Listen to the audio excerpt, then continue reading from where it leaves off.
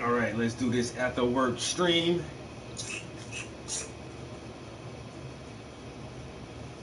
Cause stream work make a dream work. You know? That's my motto. Let's get right in the factory. What we got in here? Not much of nothing there, so let's add something.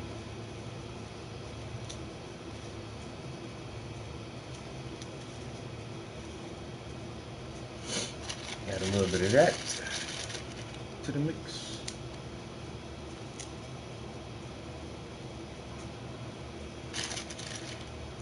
So it's hump day, Wednesday. Don't really have any chores to do today, but definitely gotta cut grass this weekend. Right now, just chilling.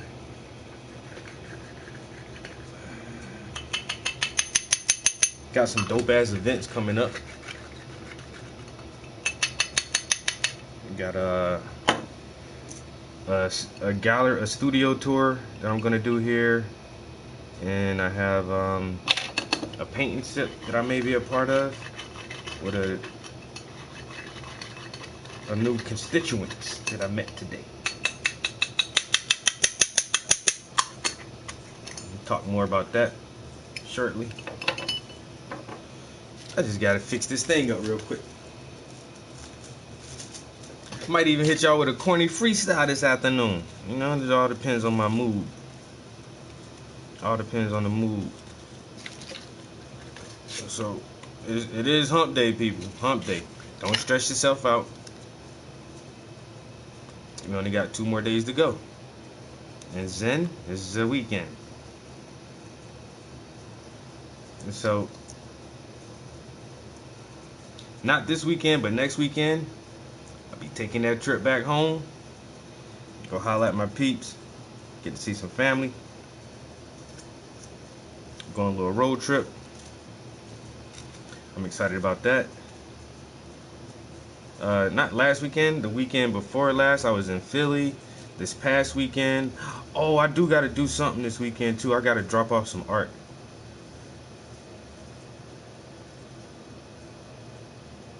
I gotta drop off some art Saturday. Matter of fact, I gotta pick up some art and then drop off some different art this Saturday for the Circle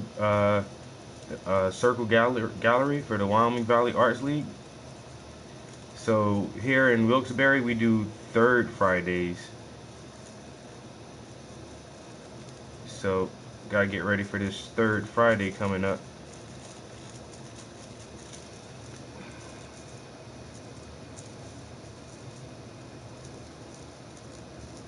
Just rolling up some of this high grade tobacco. You know, I like to roll my own, like the cowboys used to do. You know, I got some True Grit.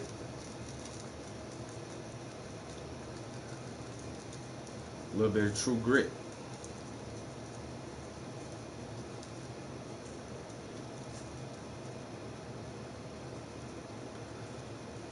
And then you can roll a perfect cigarette. That shit look like it came out of factory. Who makes cigarettes like that? I do. Alright. Anything popping off in the news? Anything you guys want to talk about? Anything you want to discuss? The Pentagon has put out a statement saying that all active military personnel will be mandated to have the COVID-19 vaccination by September. By September the 11th, 9/11, I guess. By 9/11, all military personnel must be vaccinated by direct government order coming straight from the Pentagon. That's all the way from the top. All the way from the top brass. The top brass telling your dumb ass to get vaxxed. I'm just saying.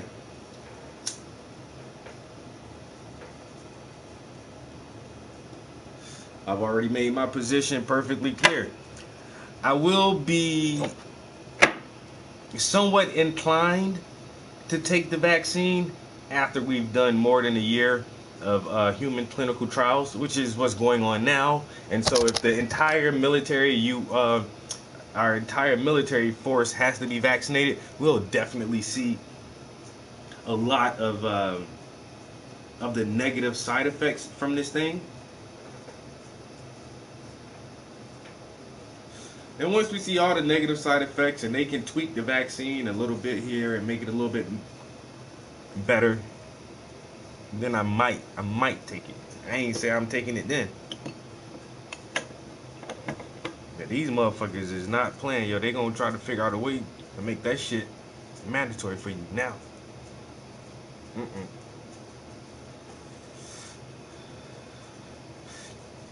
I ain't wanna play them games. I don't need that shit right now.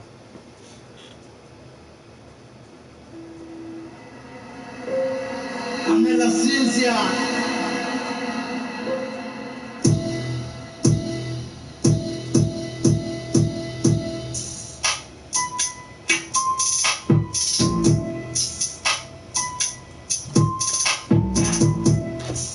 Let's pull it up, pull it up, pull it up, pull it up. Yeah. Pull it up, pull it up, pull it up, pull it up shots. I'm drinking a Yukon Jack. That shit about to slap. Let me get some more of that. Gotta pull up my lime juice, it's sweet, and yes, I be eating these tracks. Blowing that smoke, and I ain't coming back.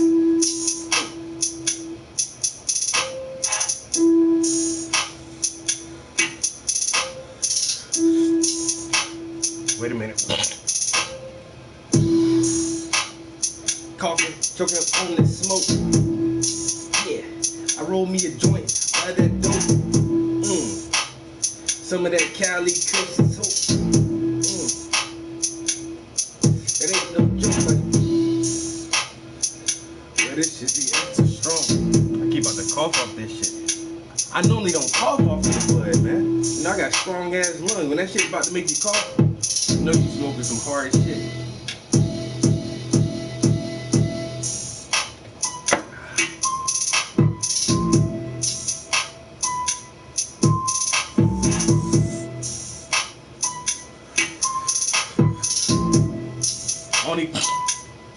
Only do like 2 or 3, 4 or 5. Roll that joint. Now I'm alive. I take the 5. And then I take a puff. Then I holla at Puff. Yeah, this shit extra strong this afternoon. Woo! Boy.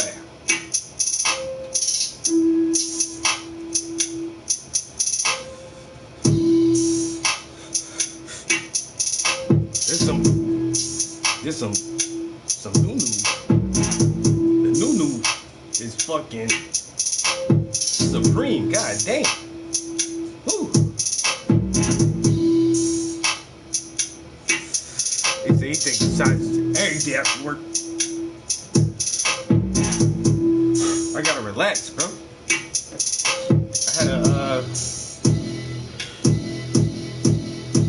I didn't have a a really hard day, but I had a busy day. I was like busy all day at work today, just doing like little shit here and there, nothing really major, but definitely stayed busy. And I met a new friend today. I met a new friend today. Damn it, that's how old she is. But she seems pretty young. Like I ain't got a lot of hope in these younger generations, man. But some of them, they some smart people coming up, man. Like I met this girl today and just talked with her for about an hour. And she got good ideas and she's smart, yo. I like that shit. I like seeing that shit in young people. So she's trying to put together an art event. Well, she has put together an art event. It's gonna happen in like 2 weeks, 3 weeks. But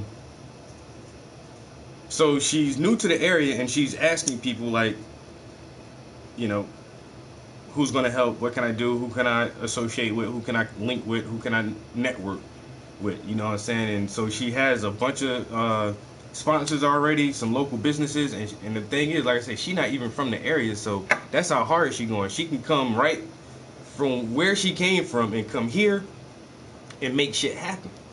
You know what I'm saying? People from here don't even make shit happen. And that's that shit that be killing me. Like, y'all don't even make shit happen. You from here. How you let somebody else from somewhere else come here with all these good ideas and all this good energy and all this motivation and make shit happen? And that's who I will invest my energy in.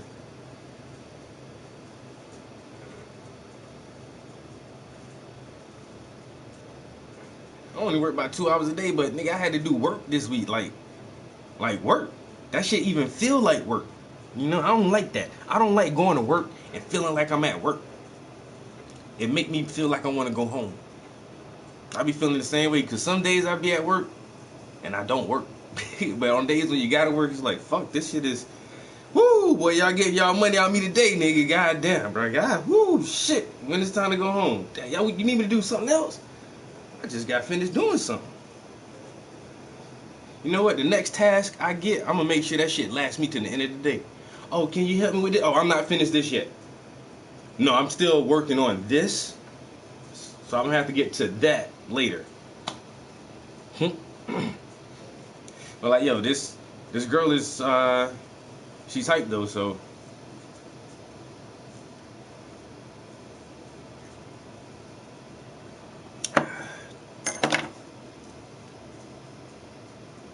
yeah.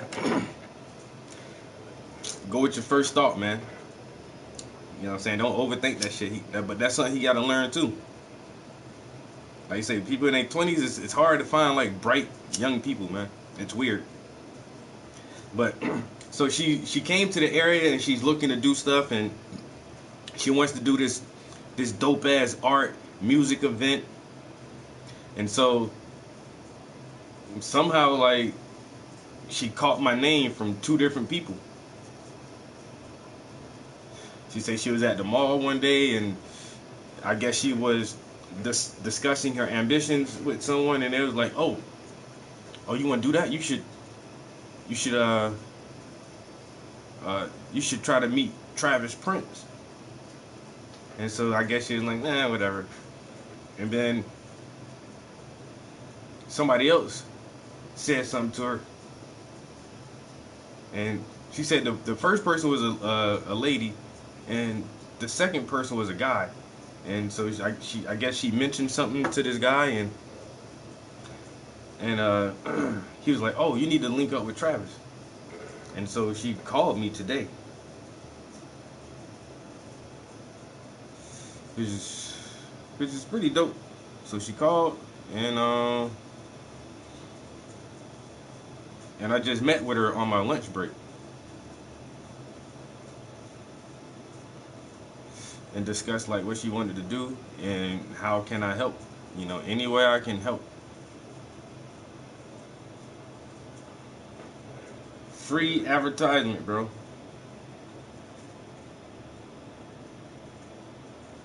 Free advertisement. Yeah. But that's the thing too. Like, I'm a firm believer in your work speaks for itself. You know what I'm saying? Your work speaks for itself, bro. So whatever you do that shit to the best of your ability. Because that's a representation of your character. Whatever kind of work you do. You know what I'm saying? I don't give a fuck if you mopping floors, taking out trash, or digging a hole, or flipping burger. Whatever the fuck you do that shit the best that you can. And like, I'm always trying to be my best with this art shit. So, and it takes time, but people recognize the work that you put in. You know, to the degrees and levels of work that you put in, and people will recognize that, and they'll speak on it. You know, man, you know who can pave my driveway? Oh, this one company. Oh, they good as shit, bro. They did my cousin's driveway. They did the Burger King parking lot. They did this other thing. Man, call them, and they got good prices. Man, the employees, they so friendly to work with. If you want your driveway paid, you need to call them. And that's how that shit work, because they work speak for itself. You know what I'm saying? Yeah. Like, when I had to get some roof work done, I didn't look for roofing companies or or remodeling companies or anything like that. I just asked somebody.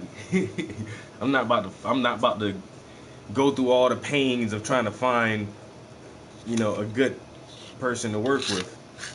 So I asked a few people, and somebody let me. They're like, "Yo, if you need that shit done, yo, hit this person up." And that shit got done. Word of mouth.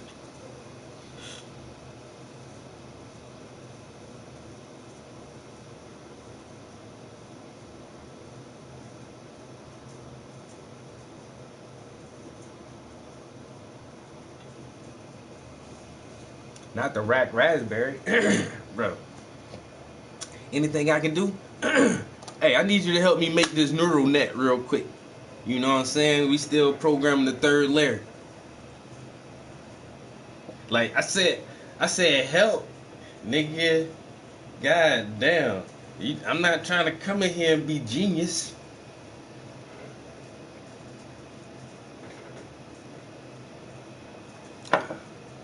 Not the,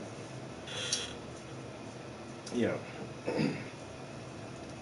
But people will ask for help from individuals they feel are capable of helping them. That's the thing too. They even like, oh, he can do that, then he can help me. Because some people can't do that. You know, everybody can't do that. So.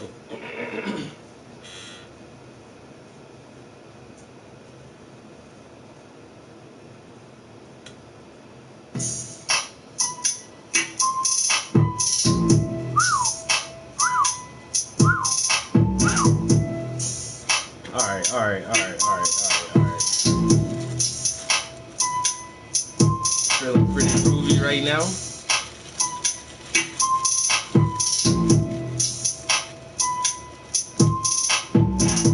Feeling pretty groovy.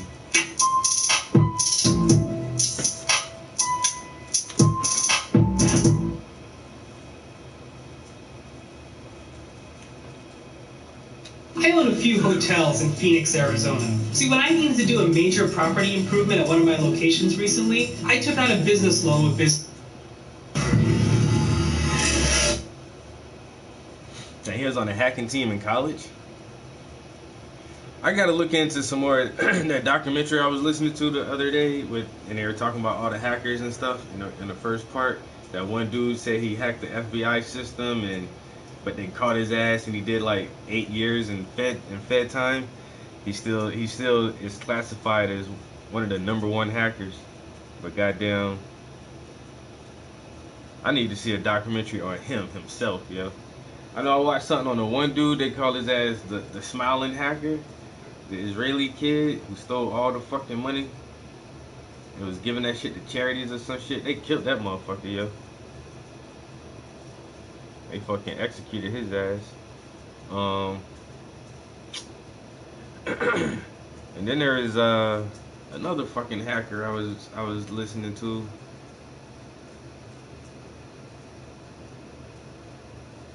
I don't remember that shit, but now now I'm kind of interested in how these motherfuckers move around through different systems like that. But once again, like even when you talk to these motherfuckers, they don't really tell you.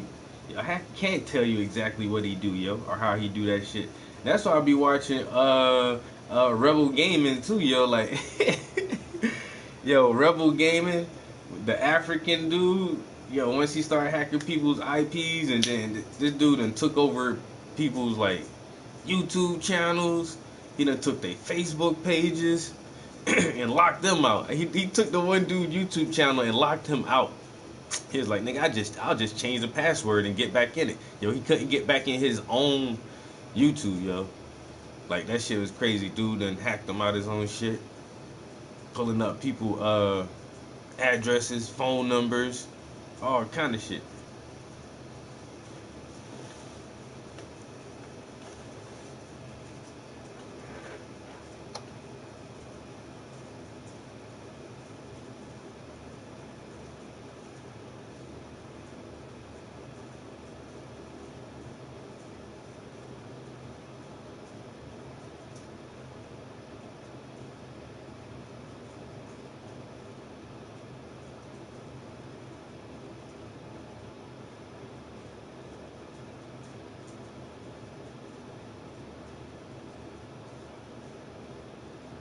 Yo, my internet be slow as fuck off this shit, bro.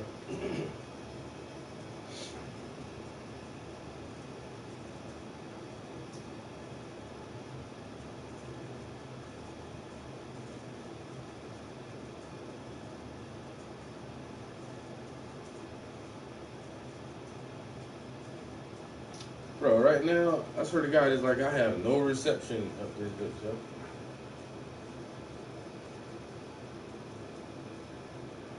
Some shit can't enable. Hmm.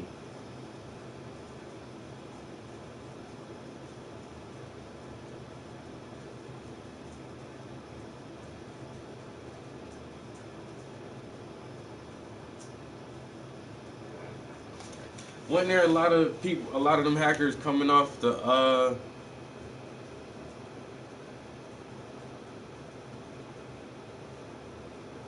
Linux or some shit? Or yo, I can't even search the web right now, bro.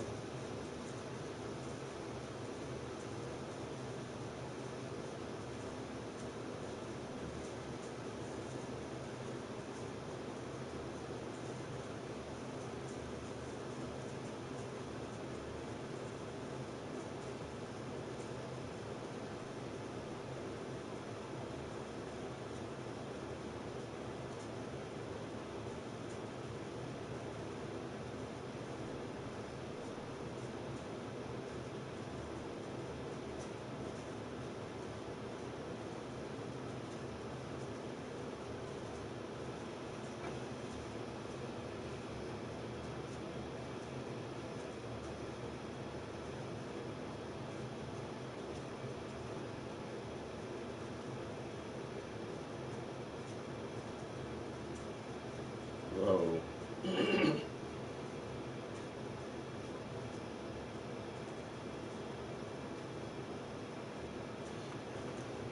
Gary McKinnon, born February 10th, 1966, is a Scottish systems administrator and hacker who was accused in 2002 of perpetrating the biggest military computer hack of all time. Although McKinnon himself states that he was merely looking for evidence of free energy suppression and the cover-up of UFO activity and other technologies potentially useful to the public.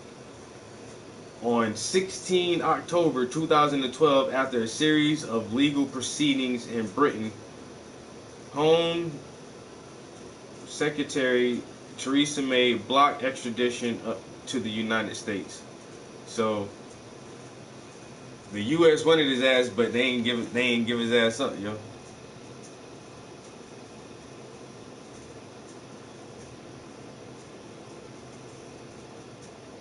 What?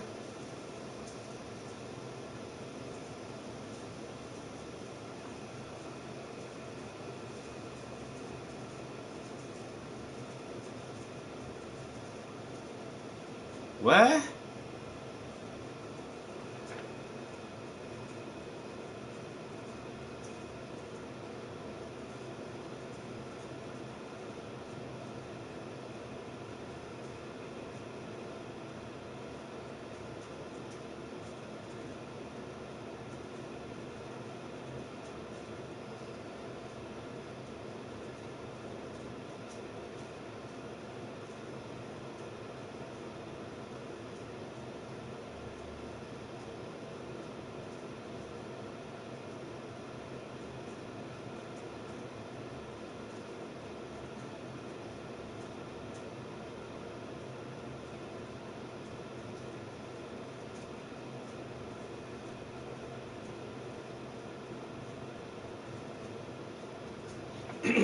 See, this that shit I don't even supposed to be looking this shit up, bro.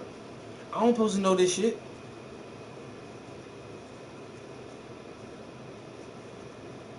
That's what I'm saying. Hey, bro. I'm not in that circle. I'm not supposed to. Now you about to get me all fucked up and shit, bro. Now motherfuckers gonna be looking at my search history. Oh, he looking into what? Put a bug on this house. See? Even got me looking up the wrong shit, bro. Damn. Damn. Now they gonna come looking for me. Because I want to know about this shit now.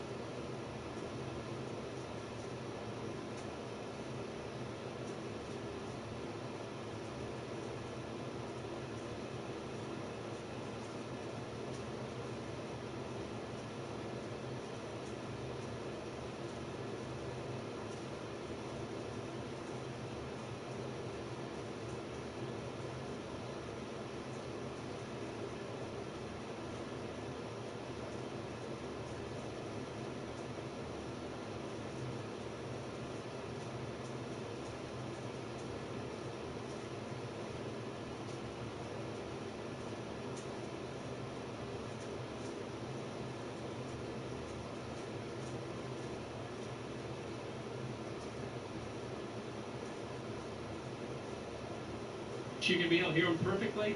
For some reason, when he stops talking, Yo, it's Boozy. static. Do with Skype. So please deal What with up, bro? the staticky. Yo, Puff got me on some new shit real quick, yo. So at this time, I'm going to turn it over to Cheryl Jones, and we'll go ahead and introduce Gary. Thank you.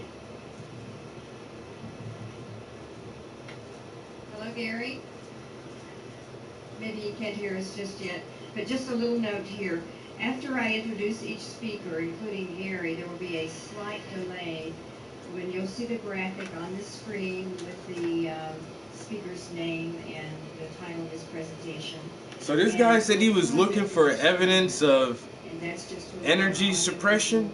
guys to do what they need Like, to do for the well, production. free energy or a different form of energy that will work better. But since the oil barons want to really soak up this last period of the oil age, and they're gonna bank on this shit, because as long as they can drill for fossil fuel then they'll continue to use it because that's what we have designed our systems to run on. But there are definitely more efficient alternative sources of energy that we don't use because big businesses and corporations lobby the government so that we still use oil.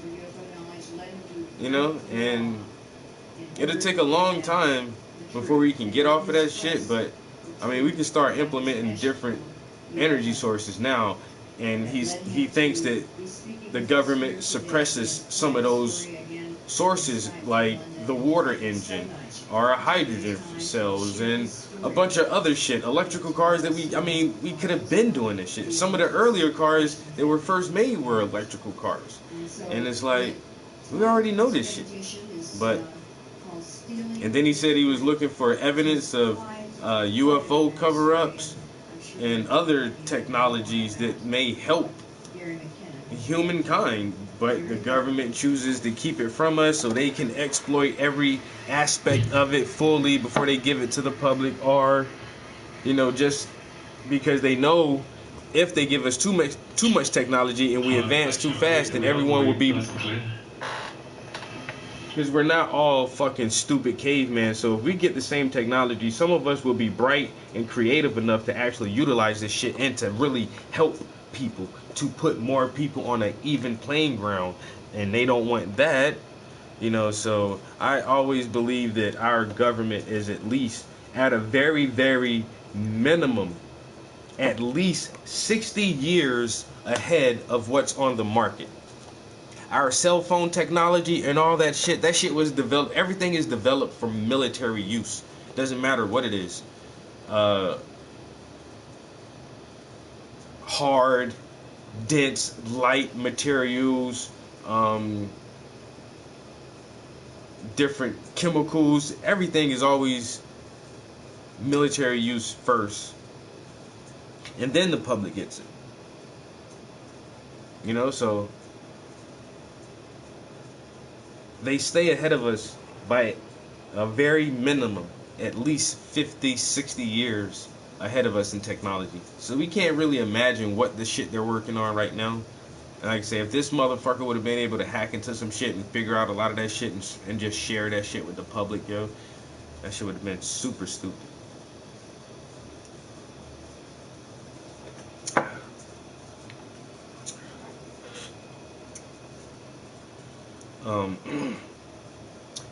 Hydro power, thermonuclear energy, motherfucking solar and wind. Like I said again, hydrogen. There's like tons of different ways we can use more efficient and less damaging energy. It just is. If we really wanted to push for a better world, I'm saying the government would just make an initiative where every roof of every home is solar panels. Every roof of any building or structure is, it has the structure itself has some way to capture and utilize sunlight.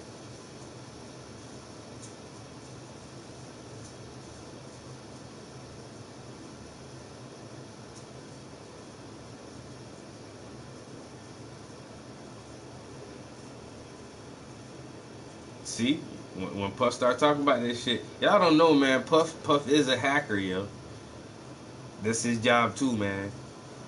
So you start talking about this shit, this motherfucker know. That's why I try to tell people. I know people, man. Don't fuck with me, yo. Because if I can't answer a question, I got a circle of people who we know everything. Between us, we know everything. I don't give a fuck what it is. We know everything there is to know. Everything that mankind can know. Somebody in my group know that shit, yo. And we all specialize in certain little shit, yo.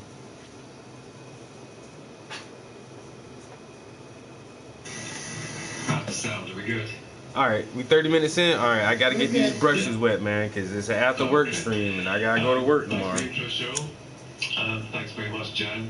I gotta go back to work tomorrow, so I can't be in here running my mouth all night doing nothing. An auspicious event. It'd be nice to actually be in And I want to listen to this dude talk, yo. Hear what Gary got to say, yo. So we working on a glass bottle right now, trying to get that bottle to look like it's see-through. You know what I'm saying? So I wasn't able to hear anyone. It's going pretty good so far. I'll listen to it later or tomorrow. So we're going. In March of 2002, I was arrested for hacking into Army, Navy, and Air Force computers, as well as the Pentagon and NASA. The arresting officers from the National High-Tech Crime Unit, which is now part of SOCA, the Serious Organised Crime. That's as loud as it gets, Joe. Told me that I'd probably do 6 months community service. This turned out to be my arresting officers went to Washington and met with some top brass to discuss my case, and also to legally hand over my hard drive to US authorities, which they're still in possession of. The police officers were obviously very impressed by the military officers they'd met, because when they returned from Washington and interviewed me for the second time, they had a very serious tone about them. It was a very different ballgame by then. The second interview was in the summer of 2002, in August, I think. And in November of the same year, the US authorities announced that they intended to extradite me to stand trial in America. And on paper, at least, I was facing 70 years in jail, which is a far cry from 6 months community service. So that was very shocking. At the time, they announced their intention to extradite. The extradition treaty between the UK and the US required... One more, then we about to go. One more, then we go. ...supported the allegations before a UK citizen can be taken to the US. US citizens were protected by the Constitution, and strong evidence was also required to extradite them. Unfortunately for me, my case, amongst others, it was at a time when hacking was a big problem. And, yeah, there was some crazy hackers back in the day. That had catalyzed the US and the UK into arranging an entirely new extradition treaty. Delicious. Supporting evidence was no longer required. All right, we got our palette. UK citizen to the US.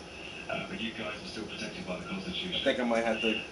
this necessary imbalance, as one of the architects of the treaty once called it, still exists to this day.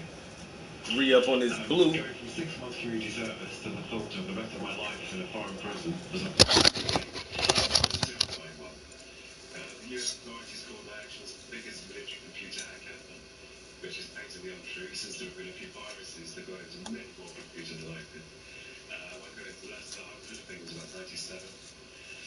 But the real bottom line here was the damage accusations. I was accused of damaging every PC that I was on, and told that the amount of damage I'd done to each PC was exactly $5,000 worth. Yeah, right. That happened to be the magic figure necessary to support an extradition request. Yeah. So I realised I was being fitted up for the damage.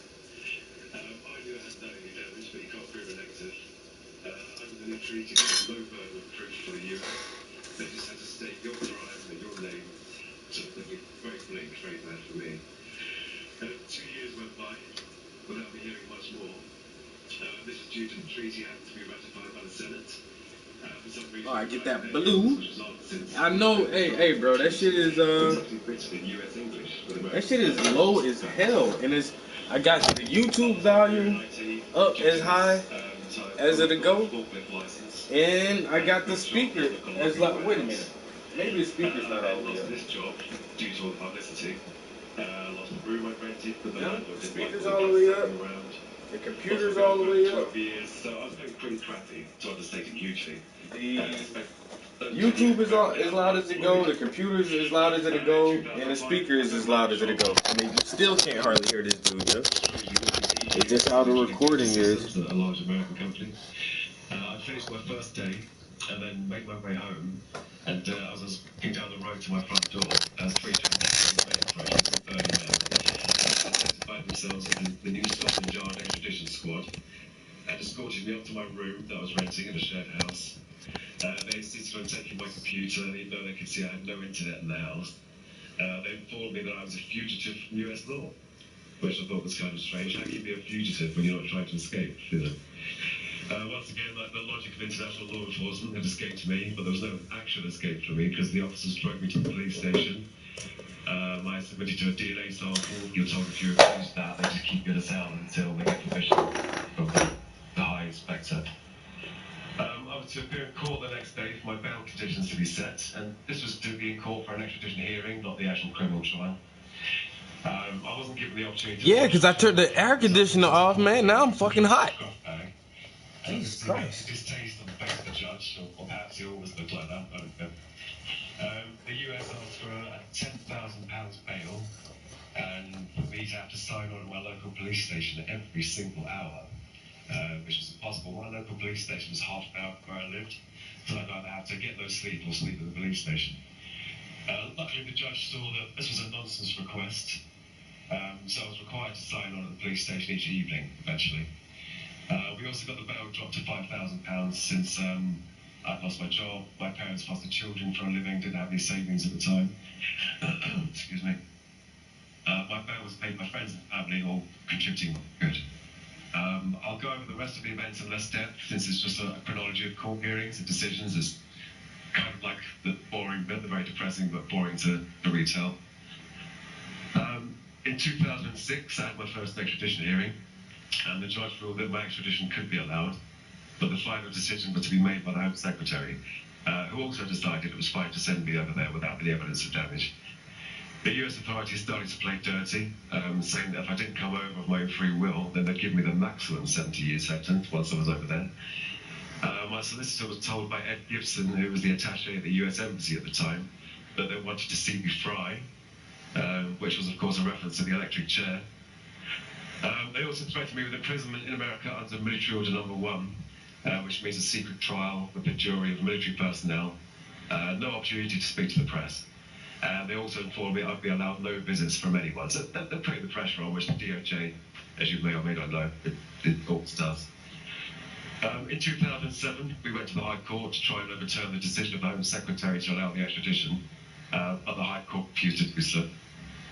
And then in 2008, we went to the House of Lords, but they also refused. Why can't I get this fucking line straight? My God. We lost the appeal let alone actually be heard there. They thought it's just the liquor. See? There you go. Man, it's not just the liquor, man. It's hot up here, man. I'm on the 3rd floor, bro. To say that they thought I was on the autistic spectrum. You should have stopped drinking, ain't you? Diagnosed by a professional to see if this was the case. I didn't like Drink some water, you be alright. You ain't hot. That's that drink. People analysing me and poking around my brain. But I went along with it since everyone was advising me to do so. And ultimately, I was diagnosed by 5 or 6 of the top people in the UK. Everyone agreed that I had Asperger's and was on the spectrum. Oh, shit. No one has been diagnosed as having a syndrome of any kind. No, that's about good as it's gonna get, fellas. Hey, man. That shit ain't gotta be straight. It just gotta look straight. I was in school, so at least had some kind of explanation for that. I try to tell y'all all the time, man. It ain't gotta be straight. Just gotta look straight. That way you don't try so hard and stress yourself out. Cause that shit look straight. It looks straight to me. I could put some tape on it and tape it down and make a super straight line, but then where's the fun in that? You know? Like, we appealed to the new Home Secretary, but she also had no sympathy for my situation and said she would allow the extradition. And then bruh, I'm about to start sweating, bro. And we found out Crown Prosecution Service, which is like the English part of justice, that the US authorities had no evidence whatsoever I'd done any damage. It was pure hearsay. Yet the CPS still refused to prosecute me in my own country, which is why I was asking. I wasn't asking to be allowed. All right. So I gotta do this and do it like this with a little bit of black and white, and then what we get when we mix that together, mulatto. I mean gray. I meant to say gray. Then in late 2009, the Home Office agreed to put the oh, that's way too much. I fucked it up. Damn it, man. But they said they'd received Scrapey. US authorities that all of my medical needs would be met in US prison. Scrapey. Since US jails have a very bad record when it comes to looking after mentally ill inmates, there's lots of stuff. In December of 2009, we submitted a new High Court appeal to challenge the extradition, and in January we were allowed the new judicial review. In the spring of 2010, the new Home Secretary, Theresa May, she agreed to put the extradition on hold again while the new medical evidence was looked at. And in summer of the same year, Prime Minister David Cameron and President Obama mentioned my case on television, hoping that they could work together to find a suitable solution. And in September of 2010, we finally managed to get a review of the extradition treaty itself. Baroness Patricia Scotland, one of the people that helped push the treaty Oh my through, God, said this herself right that here the is gonna treaty be was necessarily stupid. imbalanced due to US citizens being protected by the Constitution. And David Blunkett, who had signed the treaty in the UK, admitted that we might have given too much away. In the spring of 2011, on a visit to the UK, President Obama said he'd respect any decision made by the UK judicial system, which is to hear. That year, we had growing support from the Conservative Party, which is like your Republicans over here.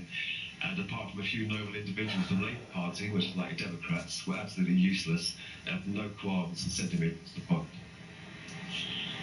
By this time, I'd been severely depressed for years. I was on Prozac. I was really barely leaving the house.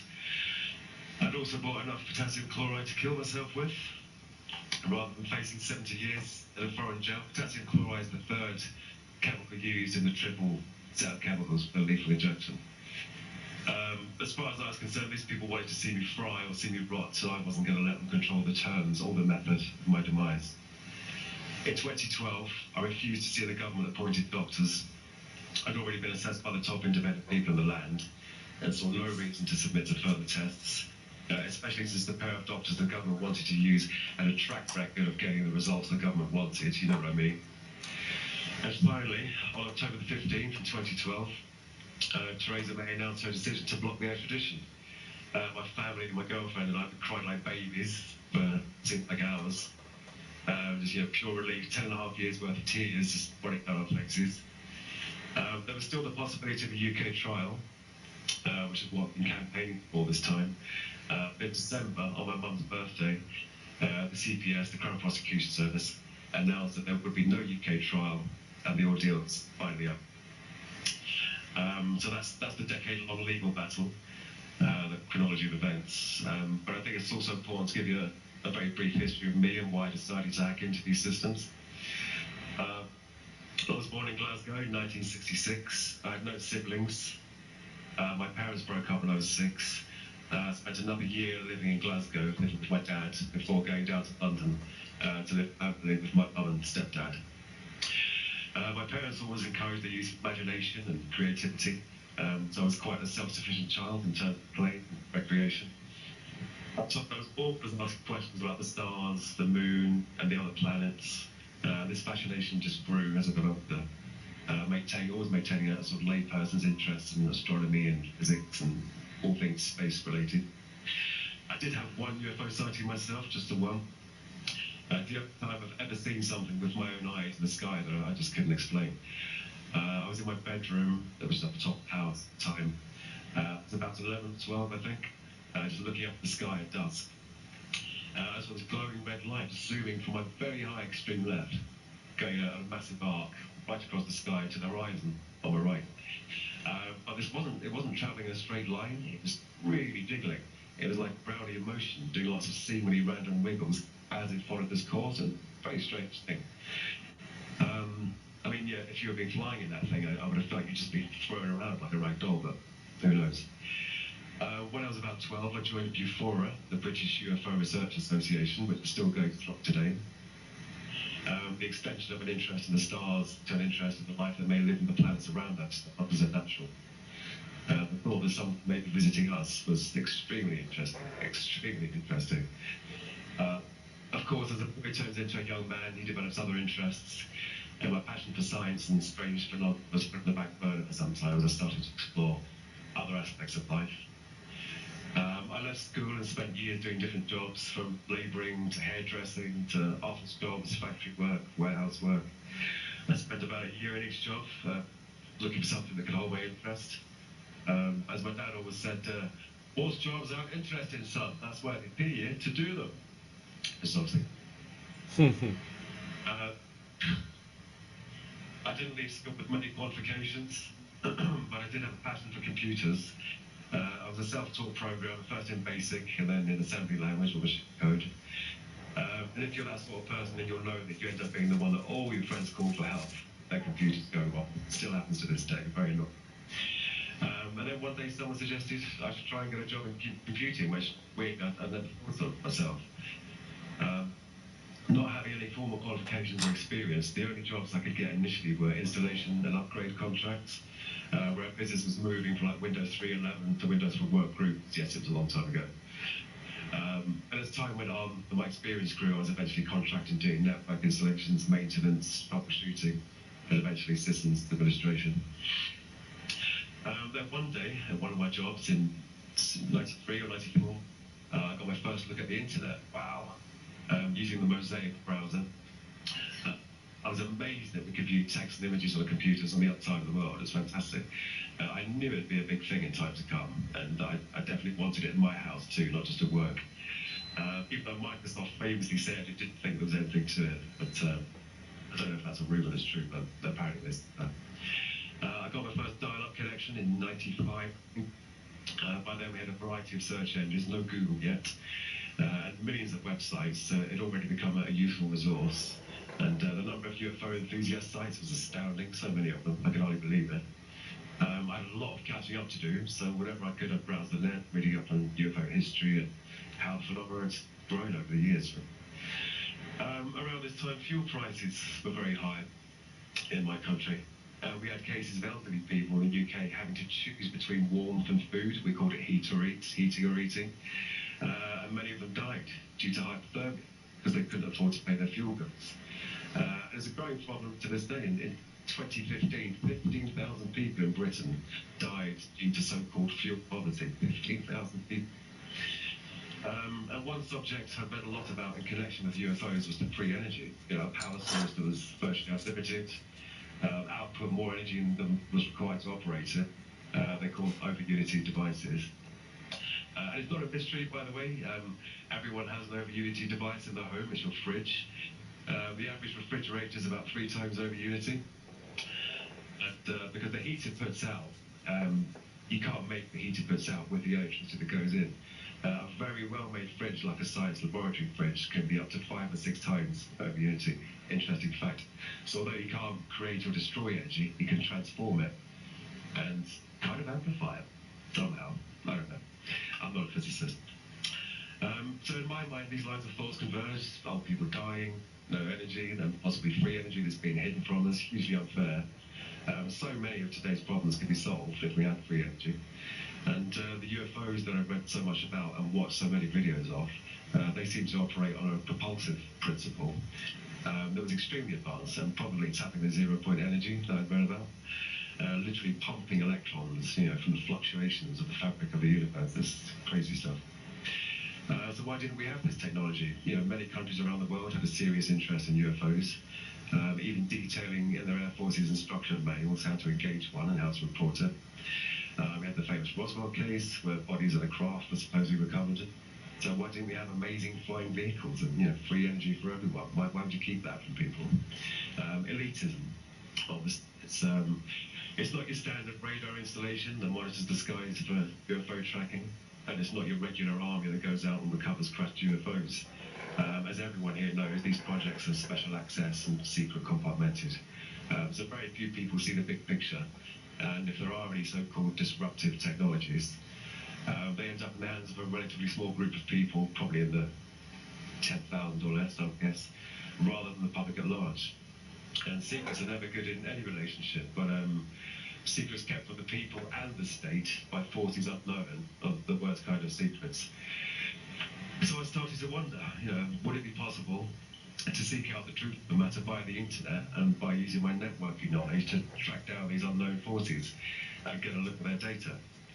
To many people, this, you know, just seems like a mad idea, but to me it was a noble cause and worth looking into. But it's a big problem. You know, how do you track down a secret group of elitists coveting alien technology? They probably have their own quantum computing network and time travel machines by now, who knows? Will they even have data on the internet? Well, you don't know until you try, but where do you start? Then sometime in the spring of 2001, I think it was, I was told about Dr. Stephen Greer's upcoming Disclosure Project conference at the National Press Club in DC. And he was a man who spent years gathering together the most incredible UFO witness list, interviewing them, bonding with them, respecting their anonymity when required. And as I listened to him speak with like true passion and eloquence about the subject, he became an instant hero to me, instant hero. Right up there with the likes of Linda Moulton Howe, Bud Hopkins, Stanton Friedman, and many, many others in the UFO field. It was an amazing body of evidence, and all from the mouths of mature retirees in the main, who held positions ranging from radar hardware engineers to US Air Force lieutenant colonels and above, generals.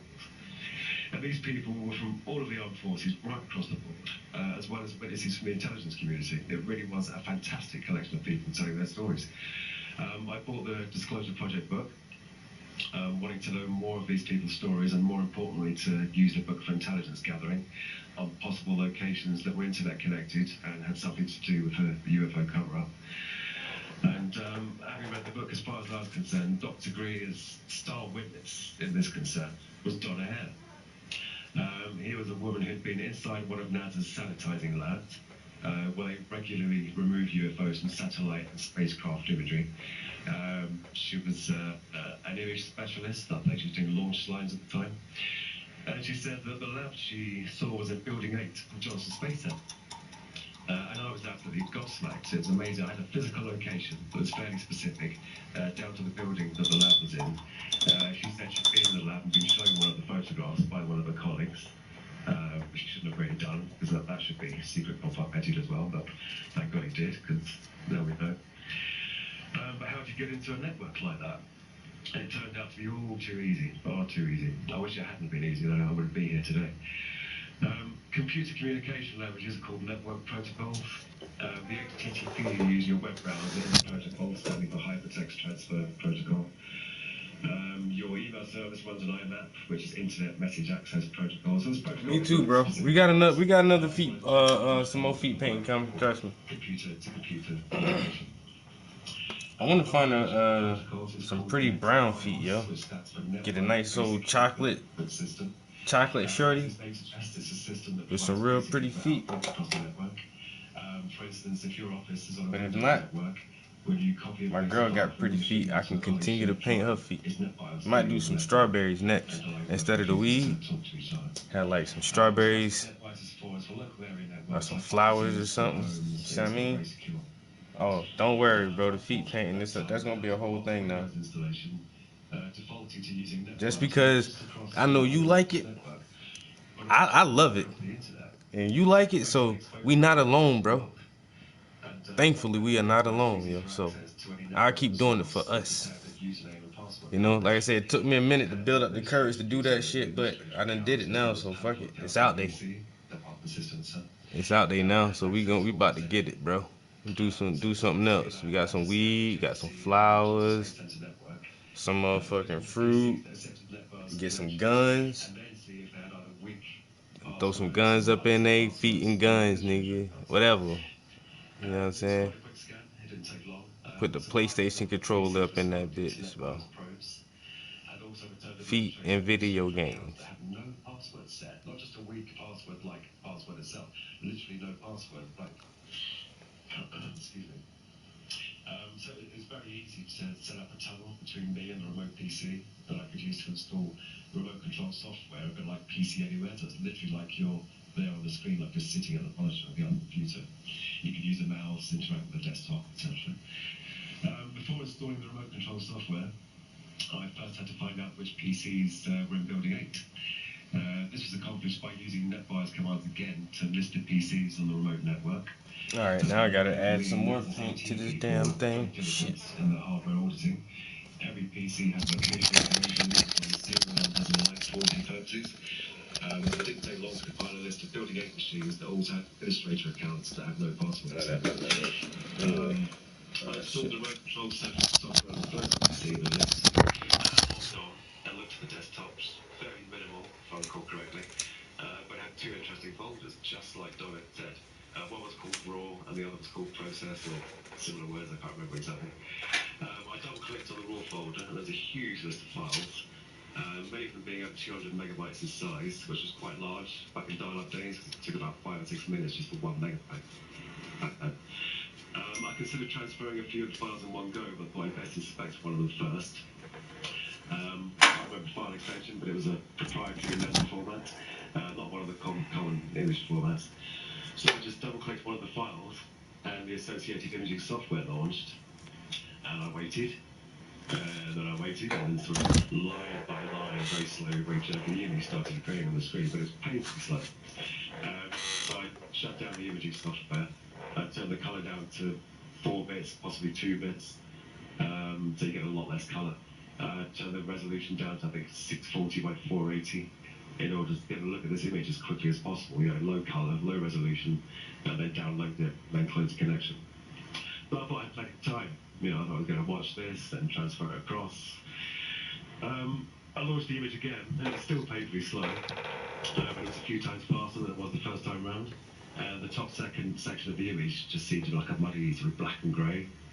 But then the hemisphere of a planet started to appear, and I began to see like cloud formations. I don't remember seeing any. Hey, I believe you, bro. Terrain or any terrain at all.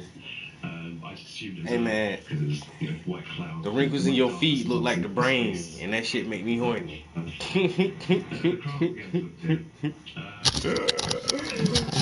the hell? They had this sort of geodesic golf, like radar domes above and below. And Bruh, my girl said somebody's supposed to be coming by, but once again, my internet is, my service is so slow, I can't even text back. Like, what the fuck? just standard man-made manufacturing, it's all very smooth, bumpy subject. Then I jumped to my seat because the mouse started to move, you know, on its own. It obviously wasn't moving on its own. Someone who was physically at the machine had seen what I was doing, and they moved the mouse pointer over to the network icon in the system tray, right-clicked it, and chose disconnect. I couldn't believe it, you know, as I was watching. I hadn't even seen the whole image yet, and I'd been disconnected. So that was my eureka moment, but I also lost connection at the same time. But I had seen it. I found exactly what Donna Hare had said would be there, exactly where she said it would be, a sanitizing lab in Building 8 of Johnson Space Center that processed the imagery. And the first image I looked at featured some kind of exotic craft, and it was confirmation in my eyes. It was confirmation of Donna Hare's amazing story. I also found another piece of evidence. I think it was on a Navy network. I can't quite remember. It supports the secret space fleet theory. It was an Excel spreadsheet entitled Non-Terrestrial Officers. I don't know if that was the file name or just the title once you were in the spreadsheet. It had names, ranks, ship names, listed materiel, spelled V at the end, you know, materiel, meaning military materials, chemicals, like exotic selling chemicals that were under ship-to-ship transfers and fleet-to-fleet transfers. So it's, yeah, quite an exotic document. It was almost like you found the admin office of the secret space program. You had non-terrestrial officers that I googled the phrase at the time, it was nowhere to be found, and now if you Google it, it's just in connection with my story. That's still on my hard drive in Washington, and the office of the ONI, the Office of Naval Intelligence. I don't think I'll see that drive again. And just to set one thing straight, I don't remember any of the ship names. You know, I've seen a few people on YouTube and the web say, "Oh, he saw, you know, the USS such and such," but that's not true. I don't know any of the names, and that's my story. Thank you for listening.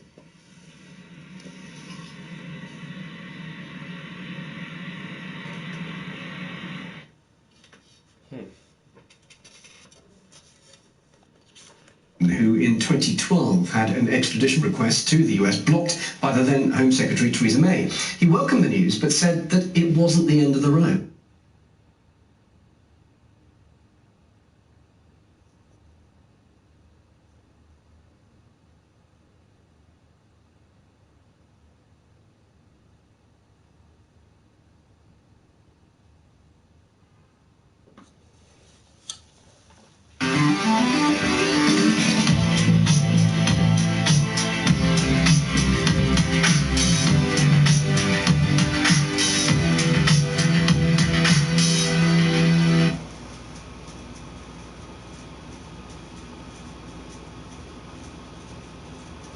it's early. I know that lots can change before 2024, but I think as of right now, I have got a candidate. This man is saying all the right things. He's seeing things clearly, and he is more in touch with the American people than the entire ruling class. And that man's name is Chet Hanks. So, just checking in. Look, I've been kind of on the fence about this for a while. That's why I've never spoke on it. But with the amount of people that I know recently that have gotten COVID, and with like the numbers rising, I think it's important for me to say, like, I got the vaccine. I think everybody should. I think it's really important, like, that we all do this just as like citizens, as Americans. We have to look out for each other and get this shit under control, guys. So, like, I suggest to all my followers, you guys set an appointment and get the vaccine first thing. Psych! If it ain't broke, don't fix it. I never had COVID. You ain't sticking me with that needle. It's the flu. Get over it, okay? If you're sick, stay inside. I'm tired of having to, okay? Why are we working around y'all? If you're in danger, stay your ass inside. I'm tired of wearing a back. Brilliant, articulate, so on the money. I love imagining that man is Tom Hanks' son. He actually is Tom Hanks' son. There's much more to dig into in Chet Hanks' political philosophy. But for those who doubt that Chet could be president, keep in mind that he now has a much, much better chance of becoming president than Andrew Cuomo, who resigned yesterday in disgrace for all of the wrong reasons, but he's still gone. Republicans can chalk it up as a win, but make no mistake, the liberal establishment still has all the power. Before we move on from Chet Hanks, there are other things we have to get to, but I can't tell you how much I enjoy not only the fact that he's Tom Hanks' son, but the sorts of things he's saying. So Tom Hanks, very famously, a very liberal actor, friends with Obama, very pro-public health bureaucracy, the list goes on and on. And Chet is not. So Chet also, after he posted his rant about COVID, posted another one after he left a Barnes & Noble where they told him to pull up his mask. So I'm sick of this mask, dude. Flipping Barnes & Noble, buying books. Check out a mask looks like a little millimeter past my nostril. Oh, sir, you gotta have your mask. Oh, yeah, my bad. Slips down again. Sir, your mask. Oh, okay, my bad. Gotcha. I'm like, I go, you're really on it, huh? He goes, yeah, we are. Okay. He's like, did you get the vaccine? I'm like, yeah, for sure I got the vaccine. Psych! If it ain't broke, don't fix it. I never had COVID. So the crazy thing about these Chet Hanks videos is that he has more credibility than Dr. Fauci. Because Chet Hanks uses some salty language and he speaks in a way that's kind of vulgar, but he hasn't gotten everything wrong about COVID. I'm not making any, listen, YouTube overlords, I'm not making any comment on the vaccines. I'm just saying that what we know from Dr. Fauci is that he has gotten things wrong and wrong and wrong. Again, what we know from the liberal establishment broadly is not only have they gotten things wrong, but they've actively misled us on multiple occasions. Dr. Fauci admitted this when he told us not to wear the masks, and he said, we have to wear the mask, and he only told us not to wear the masks because he wanted to save the mask for his buddies. So Chet Hanks, I think, representing something that we saw come up with Trump, we've seen bubble up a lot of times in American politics, which is that people who don't use the jargon, who don't go along with the narrative, who don't do what all of the elite institutions tell us to do, those people seem to have their finger on the pulse of the people and of reality a lot better. Did you like that clip? We got a whole episode. It's called Sleazy Democrat Gives the Kiss of Death. You can get it on YouTube, but you can also get it at Apple Podcasts, Spotify, Google Play, and Stitcher. Head on over there right now and subscribe to The Michael Knowles Show. I'll wait.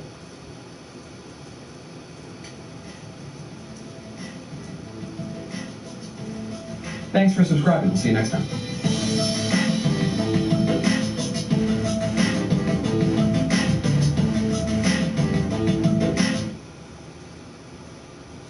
I would like to say, I don't do this often, but I really feel that this is something I have to promote. You know how Mel Gibson made The Passion of the Christ, and suddenly... There's a story out of California now. A female inmate in California is now pregnant after women's prisons were forced to accept male prisoners who claim to be women.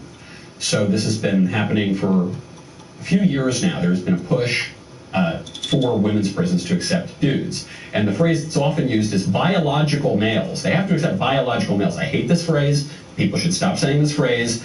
the phrase biological male is itself a creation of political correctness. It's not a reaction against political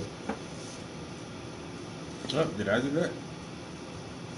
correctness. It is a product of it, because the implication of the phrase biological males is that there's some other kind of male. You know, a psychological male or a spiritual male, or no, it's just men. It's just men and women, okay? And there's no special caveats or categories here. So the women's prisons now have to accept men, and this is according to a report from The Blaze, that a liberal women's organization, the Women's Liberation Front, has reported that at least one woman has become pregnant following California's law that lets men enter the women's prison. Here's what the Women's Liberation Front, a very left-wing organization, says.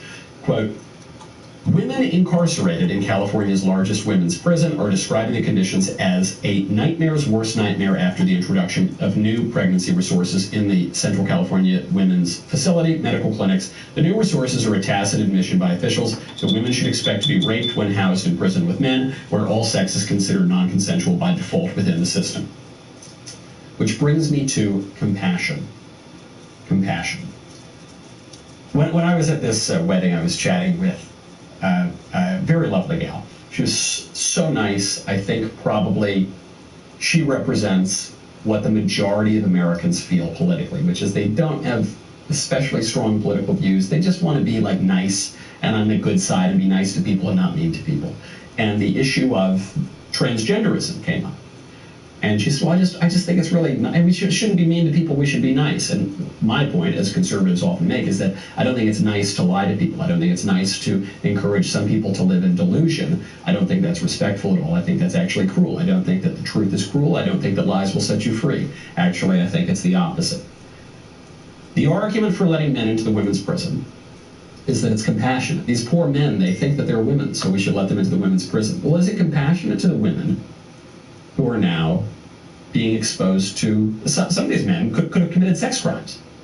There's no rule often barring men who have committed sex crimes from coming in. Now this woman is pregnant. Where's the compassion? Where is all of that compassion? Compassion can be pretty misguided. But the left is very good at using this language of compassion and niceness. And I do think conservatives need to get better at that. Because if conservatives can't, then it doesn't matter how strong our arguments from biology or psychology or philosophy or theology are, people aren't going to want to associate with conservatives. I'm glad you liked that clip. I hope that you will listen to the entire show. Head on over to Apple Podcasts or Spotify or Stitcher or wherever you get your podcasts. Subscribe to The Michael Knowles Show. The episode is called Destruction for Us, Disco for the Elites. We'll see you next time.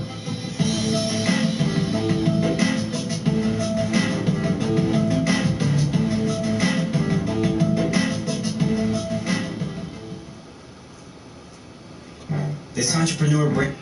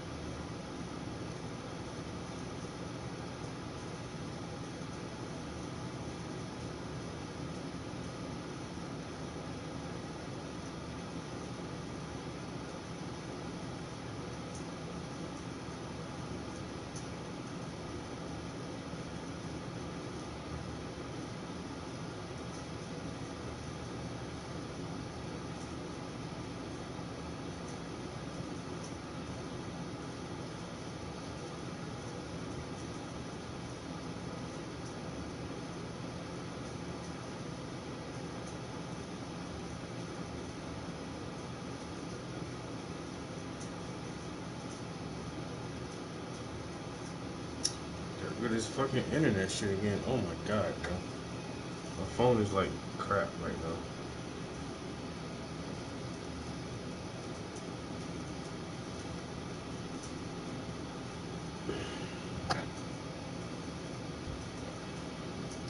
I got the lunch and shit.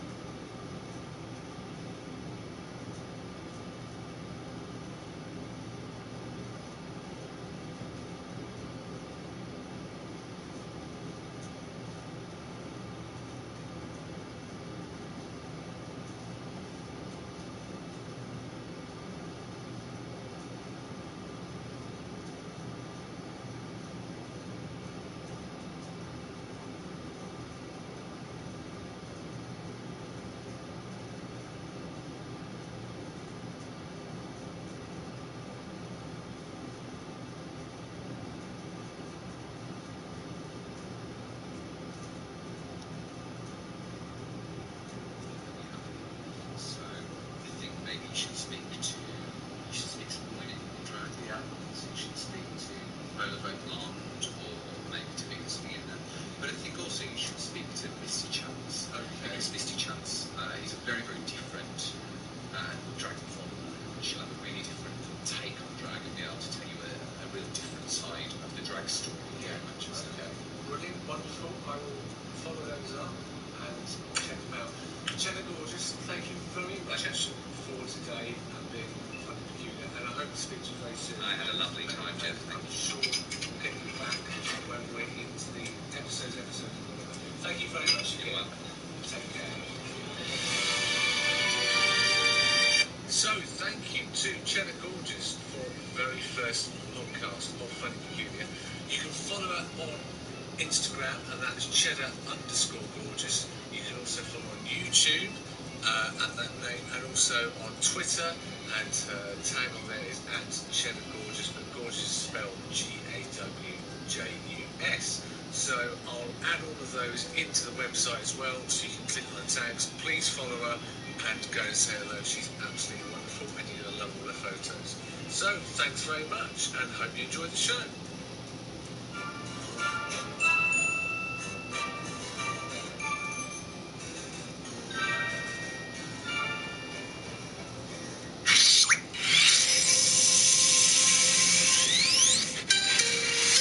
Online, On your phone smart speaker. and on your digital radio. This is Podcast Radio News. Keir Starmer says the Education Secretary should have been sacked a long time ago amid a fresh row over the future of A-levels. The Labour leader also says he opposes any plans to change A-level grades to a numerical system, reportedly being considered by the government to shore up the credibility of the qualification. Mr Williamson last faced calls to resign over last year's A-levels fiasco when the government used an algorithm to moderate the results, only to later backtrack following widespread protests. A road where the Duke of Edinburgh was involved in a car crash is having its speed limit cut by 10 miles per hour. Philip, who was 97 at the time, flipped his Land Rover Freelander on the 17th of January 2019 after colliding with a Kia. That was as he was pulling onto the A149 in Norfolk. Norfolk County Council say the speed limit on the A149 will be cut from 60 miles per hour to 50. That's following a consultation carried out last year. German prosecutors say that a British embassy employee in Berlin has been arrested on suspicion of spying for Russia. The 57-year-old, only named as David S., was detained yesterday after a joint German-British investigation. We've been speaking to Alex Bonberg, the CEO of International Intelligence. An interesting factor of this case in Germany is the fact that the individual concerned has been arrested by German police and not returned to the UK and charged formally in the UK under spying laws. And Scotland's transport unions have teamed up to call on Nicola Sturgeon to make a commitment on the future of rail in the country. The First Minister is due to meet the Scottish Trades Union Congress General Council tomorrow. They've highlighted a report which questions whether providing ticket officers will be viable in the future and has a suggestion of a 10% cut to services. They're warning against this, as they say it could lead to the loss of more than 1,000 jobs. And finally, silver medal winning cyclist Ethan Hayter has urged young people to take up the sport as he praised Team GP's success at the Olympic Games. That's the latest from Radio News Hub. I'm Peter Reed. If you were persuaded to move your pension fund and have been left counting the cost, you're not alone and may be able to claim compensation.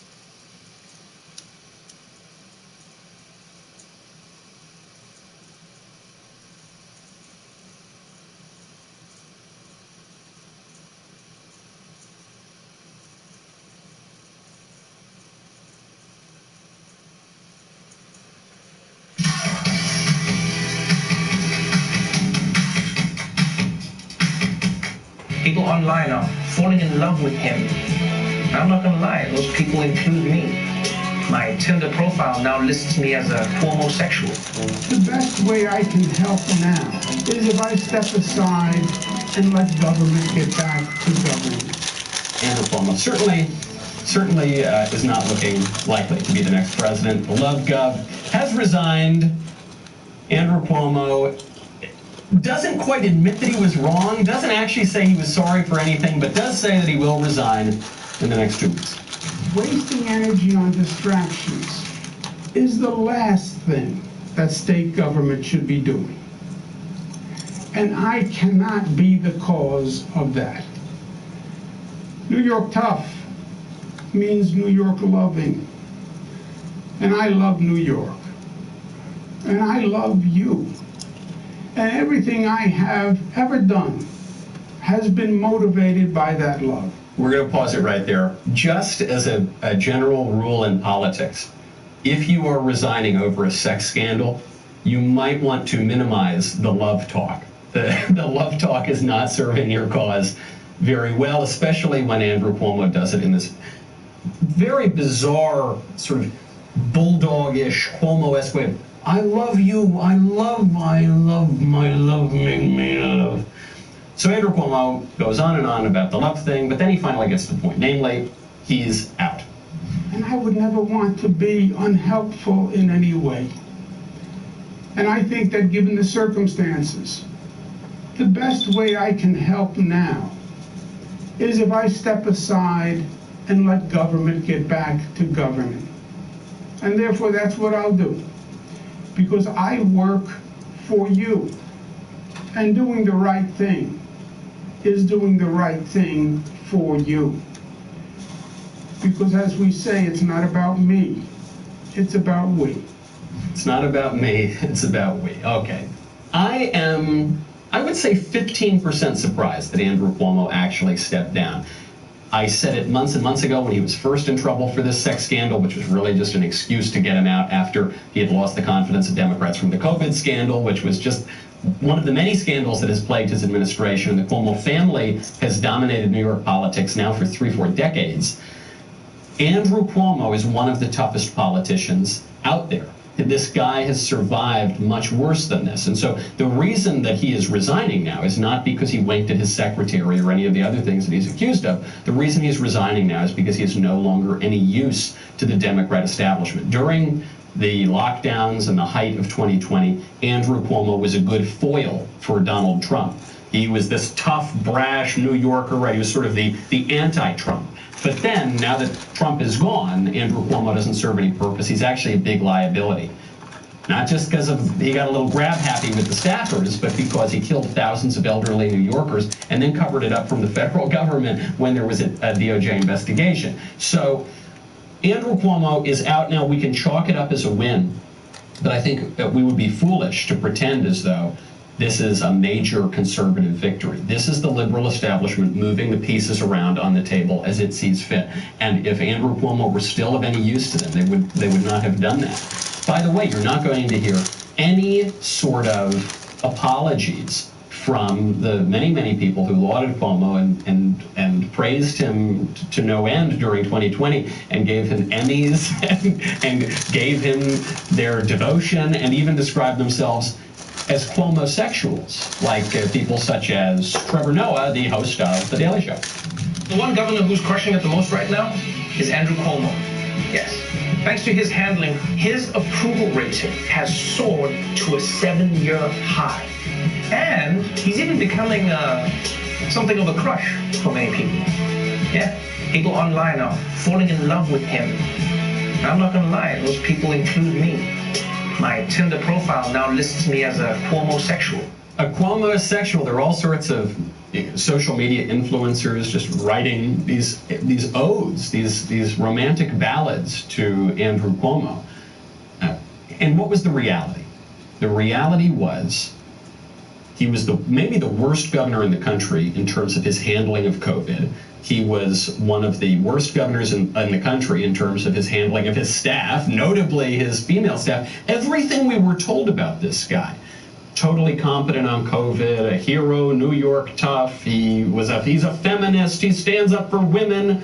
All of it turned out to be a lie. And we were told this by the entertainment establishment, guys like Trevor Noah. We were told this by the news media establishment. For goodness sakes, Cuomo's brother hosted a show on CNN. I was going to say it's a major show on CNN, but no show is a major show on CNN. Still, it was one of their bigger shows. And he was bringing on Andrew Cuomo to joke about how he didn't call his mother enough. And then they yucked it up a little bit. And he went into his earnest voice. And Fredo said, "Andrew, you're doing a wonderful job, brother. I'm so..." And he wasn't. None of this was true. It was all a lie, and now people wonder why none of us trust the media establishment, the scientific establishment, the political establishment.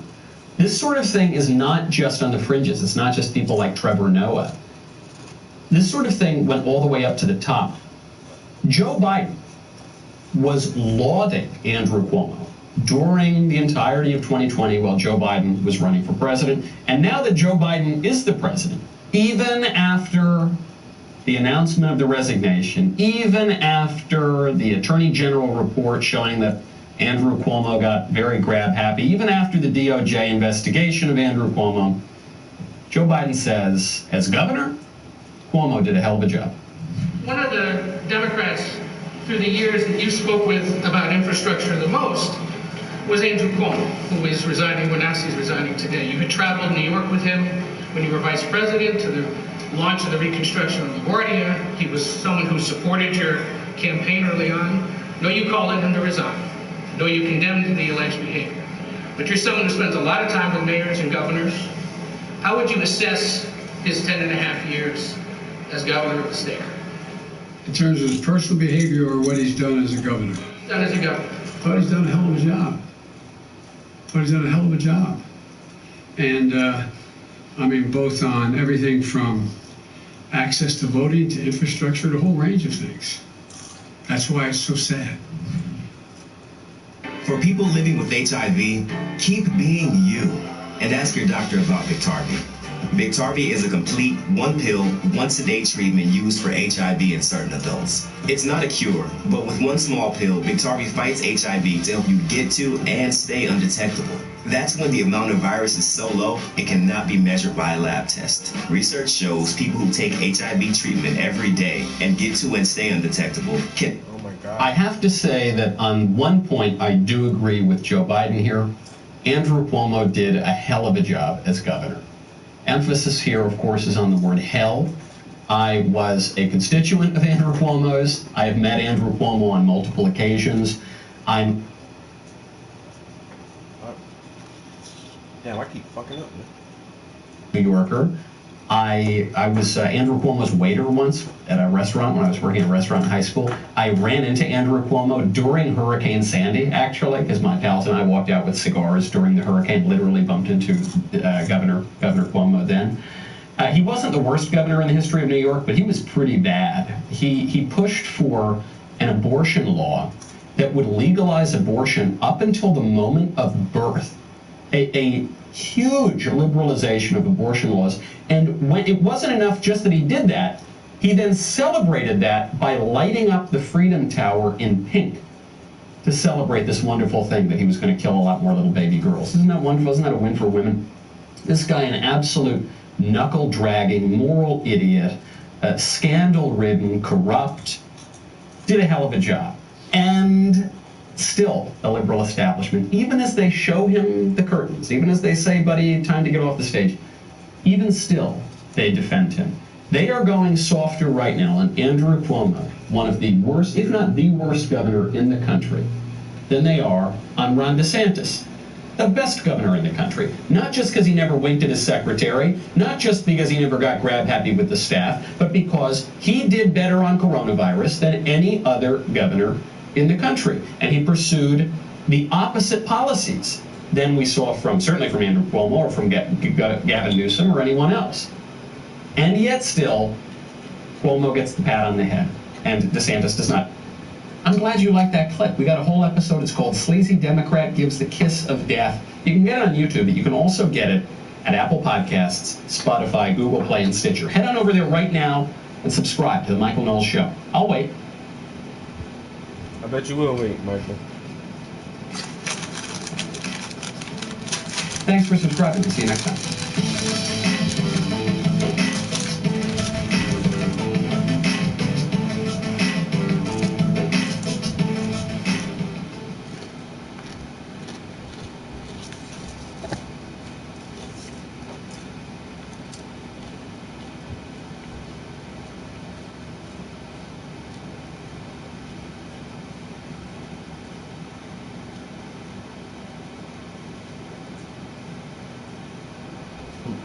I had no idea you could find this much on Ancestry. This is my mom's yearbook picture from high school. How did I even get this? That's my grandpa's draft card. Oh, this is your parents' first house? That's the one. No way. I can't believe you were voted best dressed. Shh, I still got it too. Okay. I'm speechless. We all have a story.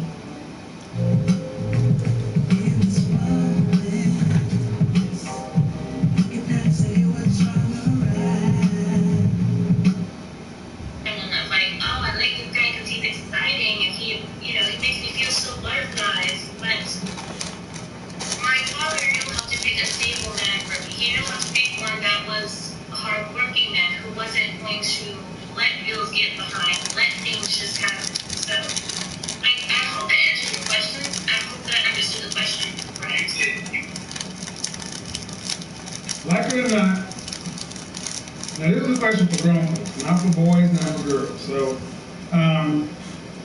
this is for people who are really trying to have an outcome, not people who are trying to be right.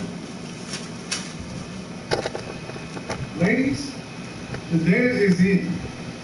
You don't know how to pick men for relationships. You simply don't.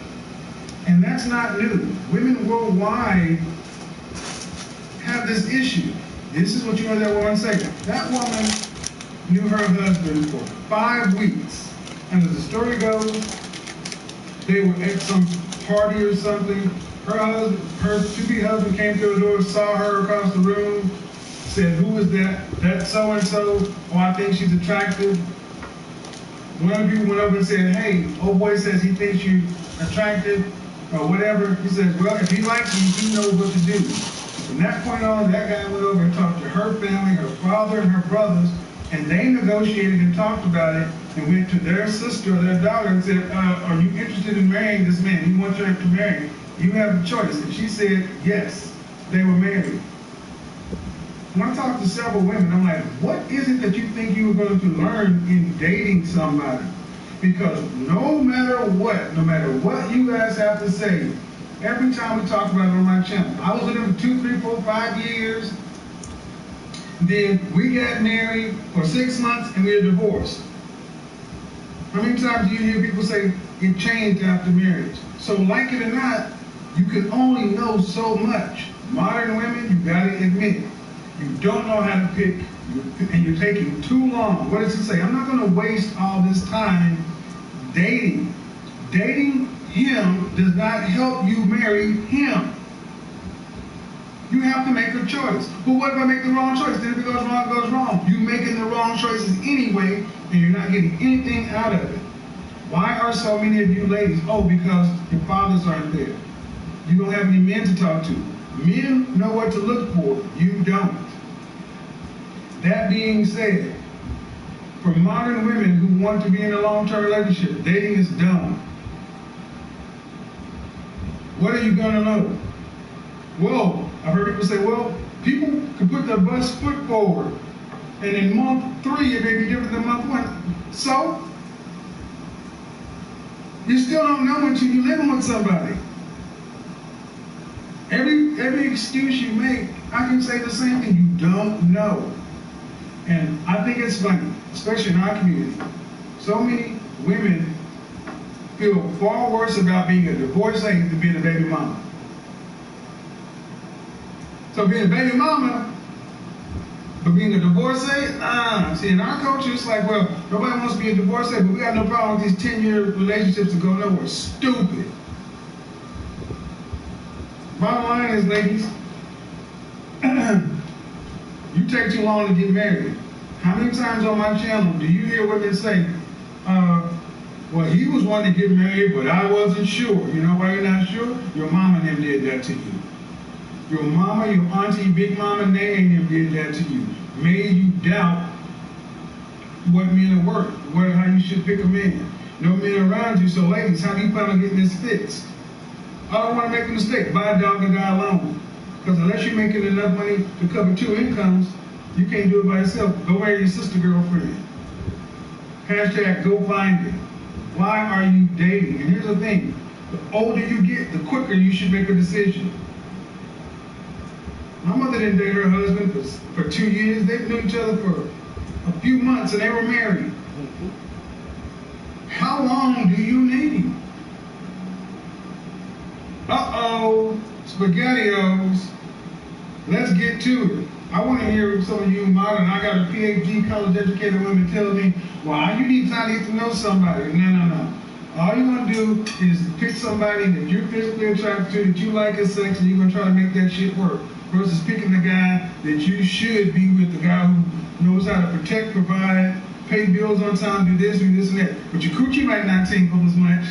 He might not blow your back out, but the roof will stay in your goddamn house. You don't know how to pick, and you date dumb. You date dumb. Why? Because 80% of divorces are filed by whom? In relationships in the West, in a 50+% divorce rate, women file 70 to 90% of the time. It is women leaving relationships. It is women slow-rolling relationships. It is women wrecking their own homes. This is not a problem with the men, ladies. This is a problem with you. Let's get into it. So Ready? I'm curious, why don't you like Hold on. I'm about to introduce it. I don't know you. Haven't said hello. You just came in. How are you? Good. How old are you? I am 39. All right. You mind getting steady? Let me grab my glasses so I can focus on you. Just a second. Thank you for your patience. Hello. Hello. How are you? I'm good. How are you? Good. Dating is dumb. What do you got? Dating is dumb? Hmm? I mean, women don't know how to pick husbands. They don't know how to pick men. You know, I don't know if I'm an expert, but you gotta date someone to get to know them. No, you don't. What do you got to know? Their personality. No, you don't. No, you don't. No. When did dating become a thing? I don't know. You know, my mother is Muslim. They believe you should just get When did dating because that's what you do. Because you don't know nobody until you live with them. When did did you go to college? Yes. Did you graduate? I did. Okay. About what decade did dating become a thing? Not the 60s, maybe the 70s. About the 50s when they decided to start making a greeting card industry. Dating became a thing to sell homes and rings. Prior to that, your grandmother and your great-grandmother, if you wanted to get married, you walked over to somebody, you got a wife, daughters of marrying age, I need a woman, make the arrangement, jump the room, get on down. You didn't even have to have a marriage license until the miscegenation laws came into effect to keep black men and black women, black men from marrying white women. You didn't even need a license. Okay. Dating has never been the thing. Well, marry me tomorrow. No, I got somebody already. I mean, I understand your philosophy. It's not my philosophy, it's the world's philosophy. Where in the world do people date?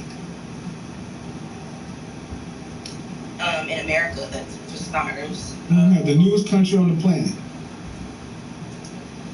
You know, I don't know. I feel like if I hadn't dated the guys that...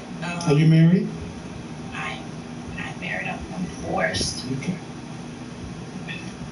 So, you know, there's that. So before we dated, we had a marital rate of, before 1965, the black community's marital rate of 80%. How is dating helping black women keep husbands? You know, I don't know if it's dating. I think social media may not be great. Okay, but before social media, before 2000, divorce rates were still going down. You said you need to get to know somebody. What do you need to get to know?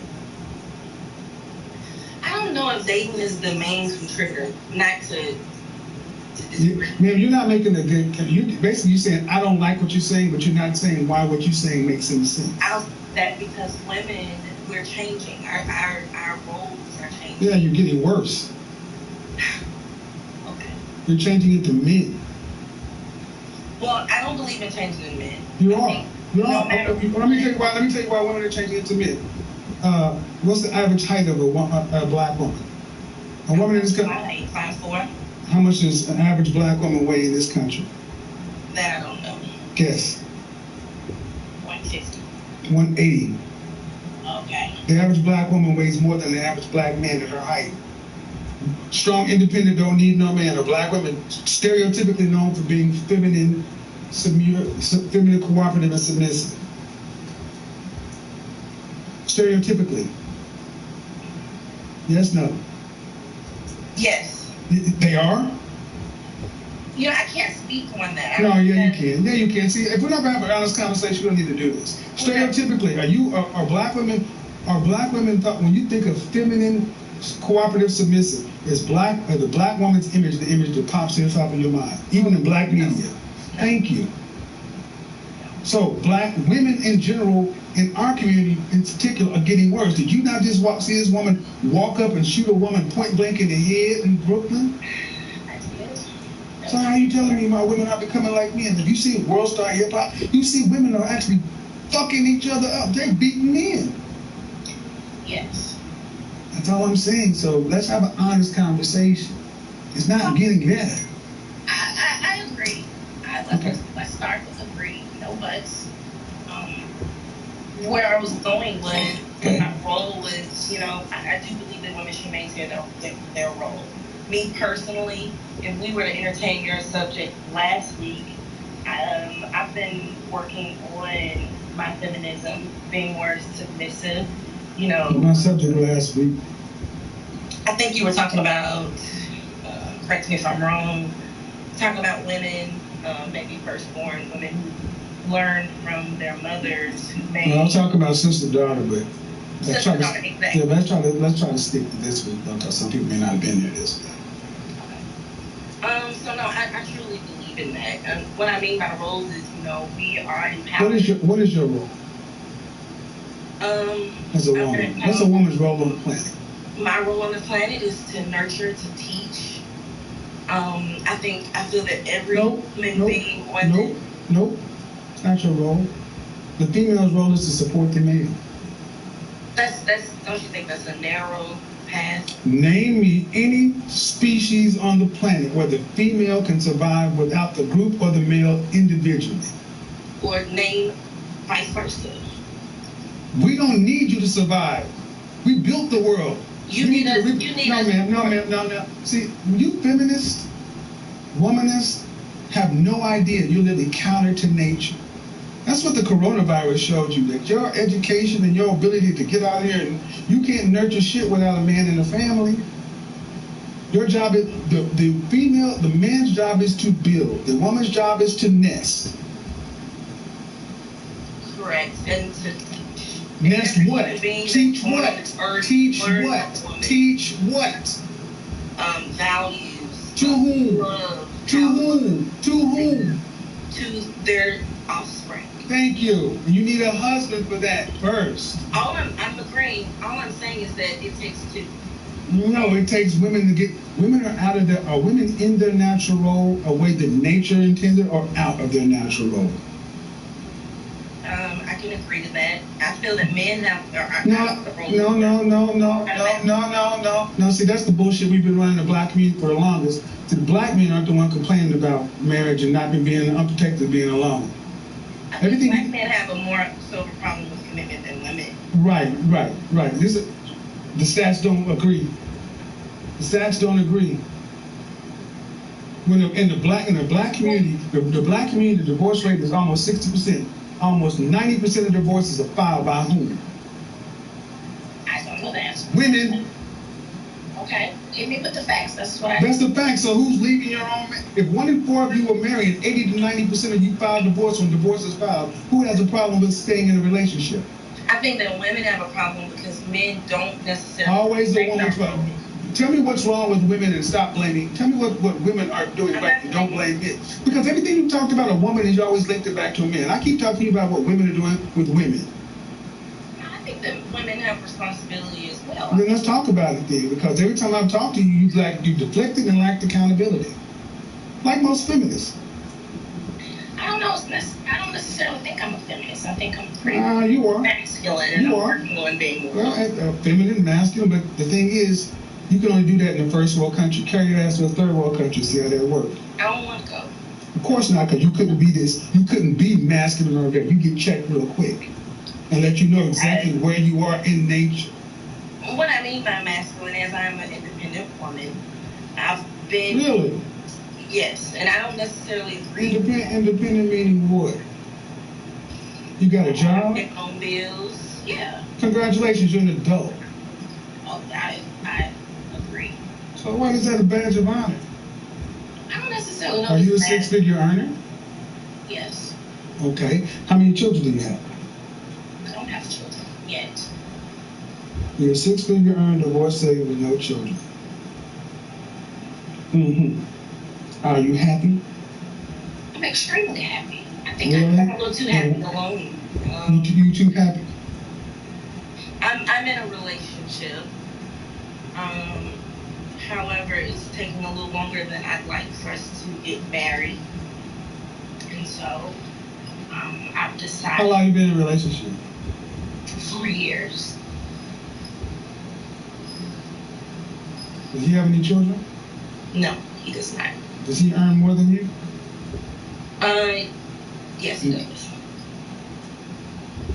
Are you guys in a monogamous, committed relationship? We are. Did he want to marry you? He says he does. Did you enter this relationship with the intention of getting married day one? Were you dating to be married from day one? We both. Were you dating to be married from day one? We both got. I'm asking you. I can't talk. I don't want to talk to him. Were you dating from day one with the intention to be married? Those are always my intentions, to build a foundation, yes. No, I asked a very specific question. You can't play word games with me. So I'm going to try one more time. When you started dating this man, were you dating this man with the intent of being married? Yes. Okay, in what time frame? Considering that we both went through a divorce. In what time frame? I say 3 to 4 years, like right now. 3 to 4 years. Why did you need 3 to 4 years if you started dating with the intention to be married on day one? Where does that make any sense in the world? I don't know. I figured that would be the average amount of time. Really? Yeah. Really? 3 to 4 years for dating before marriage. Can't make this shit up, people. What did I say? Women are the reason marriages don't happen because you take forever. Well, it's not me that's holding it. Well, no, ma'am, yeah, it is. Because if you said you're dating with the intention to be married, you set the time frame of 3 to 4 years, and I'm saying it takes what? A month to 6 at best. There have been 6 couples. There have been 6 couples that are 5 couples that have gotten married in my Facebook group, and they've been married in less than 6 months. They've met each other and get married in under 6 months. 3 years? Did your grandmother date your grandfather for 3 years? No. No. So why don't we just rewind and say, you know what? I may not like the way you said it, Kevin, but even based upon what I'm saying, we don't know how to date, because if I use myself as an example, you're the very woman I'm talking about. Successful, college educated, and all this other stuff. 6 figures, happy. but no closer to marriage today than you were 4 years ago, and you still in a relationship with somebody who ain't put a ring on your finger in 4 years, he ain't got the problem, you do. I don't know if it's that simple. It is that simple. You should leave. If you want to be married, why are you with somebody who ain't put a ring on your finger in 4 years? Well, actually, I'm in the process of kind of just pouring in my own cup until, you know, it play out. So, again, folks, this is why I say women don't know how to pick men. Listen to what I said. Listen to what I said. Audience, I'm talking to you, audience. Everything I've said, whether you like it or not, this woman has proved it. 4 years. You said you started dating this man with an intention to be married. It does not take 4 effing years. What I should do without forcing. First off, after your divorce, did you get any therapy? Yes. All right. Why did you and your first husband divorce? We were not. Who filed for divorce? Who filed for divorce? It was a mutual decision. Who filed for divorce? It was me. Who filed for divorce? Who filed for divorce? Who filed for divorce? I can't necessarily. Who filed for divorce? I did. Thank you. It's not a very hard question. You filed for divorce. Well, you filed for divorce, man. You just filed for divorce. That's all I'm asking. You filed for divorce. You filed for divorce. You picked him. You married him. You picked him, and you filed for divorce. Like I said, again, you can't make this shit up. You didn't pick the right the first time. You should have been picking somebody without a job, getting married, and then you wrecked your own home. You left a man who didn't have a job. You knew what he was. I don't care. This is what I mean. You guys pick on potential and shit. This is what I say. College educated, independent, earner, making these kind of decisions. You'd be better off if a man would be able to direct you. This is the first go around. You said you had therapy. If you've had therapy, then that means you should, if you work the process, you should be making better decisions afterwards. And now you're in a relationship for 4 years and you still ain't married. The only common denominator in all this chaos is you. The man doesn't want to marry you. Now, it's either one of two things. One, does he want to get married? Are you a wife? Because it's been my experience, a marrying man, a man who wants to get married, they snap women up who are wives like this. Women who are truly wives, men rush to pull them off the market. Trust and believe, I've been proposed to several times. I feel the same. That's not a real, that did not make your case any better. I mean, I feel that when a man knows what he wants, he doesn't. That didn't make it any better, man. That made it absolutely worse. But if that's the case, then you should know better. Then why are you with somebody for 4 years if you've seen that? See, that's my point. It's a little bit different than we both gone through divorce. I don't think it's that. I think it's the fact of the matter is he probably hit your spot the right way and you making something try to work that ain't meant to work. That's why men should be in charge of this stuff, because y'all are too emotional. What did that woman say? Because our feelings get involved, we get all emotional and tingly places. And men can see things in other men that we can't see. Hold on. And this is the stupid, excuse me, I'm going to say this. Y'all do this stupid shit all the time. Men do it too.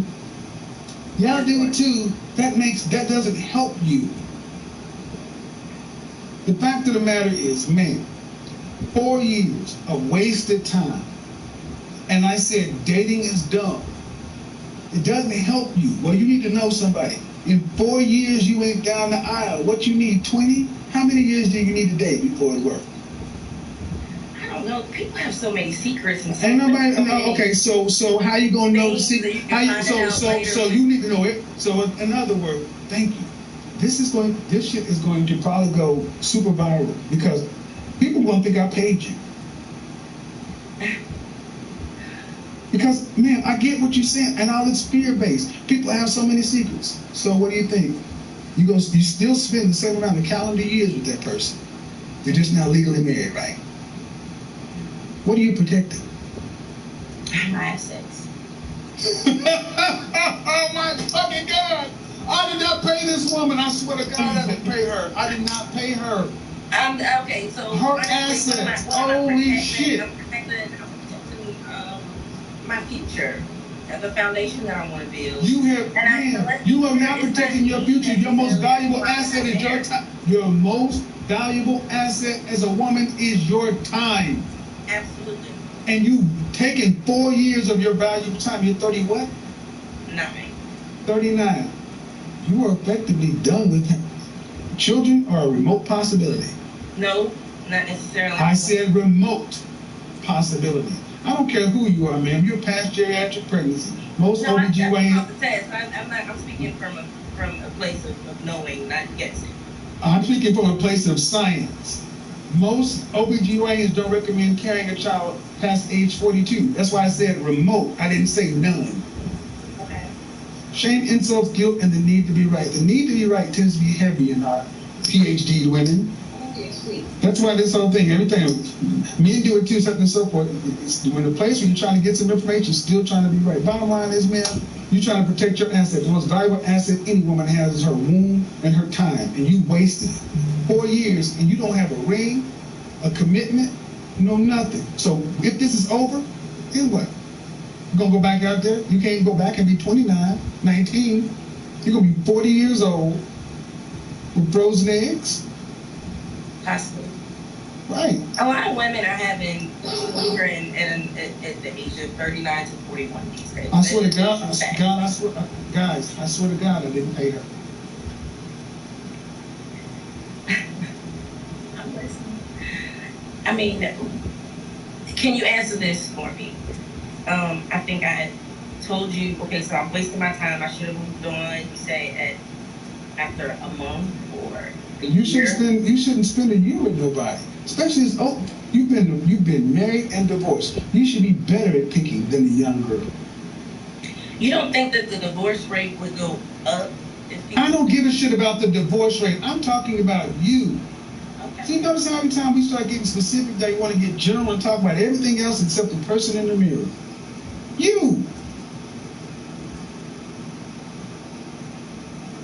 Why'd you pick the man you picked to marry had no job or low earning? He worked in construction and he had gigs, but in terms of us being equally yoked financially, not. Why didn't you marry a guy that you really smart? And why didn't you? Well, since you've been proposed to, did you say you've been proposed to? Yes. Before their first husband? Yes. Why didn't you pick one of those guys? Because they didn't make me tingle. It's actually a funny story, you know. No, really, no, it's not funny. None of this shit's funny to me. I get tired of seeing so many of our sisters unmarried, childless, and sad, trying to act like they're happy. The other two proposals, one I was way too young, and the second one before my marriage, he was like a con artist, and I found out that. Always something. No, this was serious. You picked a guy who was unequally financially yoked, but you picked him. I did. I believed in him. Then why'd you stop? Did you walk down the aisle and you committed to him? Oh, I went to court and committed to him, yes. You went down the aisle and committed to him. Went down to court and still used the same vows. Yes. And you said your mother's Muslim? She is. Are you a believer in anything? I'm Christian. You know, that's your Christian. I mean, Christianity, if nothing else, tells you definitely your place is where Eve was. Help me, support system. So after the first one, and you were out of alignment, picking somebody who could not cover the garden, much less cover you, then you decide to get therapy, cool. Then you're in something for 4 years. It was a great 4 years. We traveled. Oh, I'm glad, but it's but again, I swear, guys, what I say, they don't mind wasting their time. Some women don't mind having babies, but it's still nothing. You got nothing. You got no husband, nothing like that. You wasted 4 years protecting your assets. No disrespect, man, but unless you are wealthy, what you have as assets ain't worth a whole lot. But it's all you got. And it's easier to say, you'd rather have money than this. You didn't marry a man who wants to marry you. My happiness, I'm very content. Okay, then you shouldn't be worried about getting married either. So if you're happy, then if you're happy, then marriage shouldn't be on tap. You should be right here. Well, There should be a next level. Things. I just let You know what? I don't have. Like I said, I'm not the one who don't want to get married. I don't have control. To your point, You don't have that control of what? You have control of whether you're in a relationship with a man you don't want to marry. That's easier said than done. To walk away from someone that you love more than anyone ever. Guys, listen. Go back to the beginning where Amira was saying, this is why you get married, because you're going to be with somebody and have sex and get all involved and make stupid decisions. This is all I need. This is going to be the only interview I need, because this is picture perfect. And sadly, this is too much the case. And instead of just admitting, I don't know how to pick. I pick wrong. And I pick based upon things that don't work. And saying you're happy. A happy woman will be with her man doing something else right now. And I'm talking about I don't have control. What do you mean you don't have control? You said you want to be married. That's what you said you wanted. To the right person, yes. Oh, now you're gonna start the bargaining part. So now he's not the right person. Absolutely. Like I said, it's not. So you said you want to be married to the right person. The implication in that sentence is he wasn't the right person. So he is the right person. You want to be married to him? Yes or no? I do want to. Then when you want to be married to him, when do you want to marry him? 10 years from now? No, like I said, I'm ready now. Then how can you be happy? How can you be happy with somebody you say you want to marry right now and you don't have a wedding ring, a proposal, or any plans in the future? Where's the wedding ring and the proposal? I agree. Where's, And this is happy. This is modern. This is modern. This is modern. This is why dating is dumb for modern women. You don't know how to pick. Well, it's easier said than done. When you live in America, it's not easier said than done. No. You live with a dysfunctional culture where you guys have been allowed complete freedom and you don't know how to pick. That's the problem. So all the women back, we had all those restrictions, but one thing you don't find a lot from women when these cultures, when they get married quickly, arranged, they're much happier than you are because they're in their natural role. They got their family, their kids, their husbands. They don't have all this trauma from all these broken relationships. They don't have all they don't have all these dudes that they've been bouncing back and forth with because they've been with one person. Y'all are a bunch of trauma. So what do you got? $100,000 and $100,000 and 100,000 miles on a heart, and nothing to show for it. And it's time we start saying this shit. This doesn't work, man. How do families come out of this? How does a community come out of this? It doesn't. Because there's no next step. It's perpetual high school.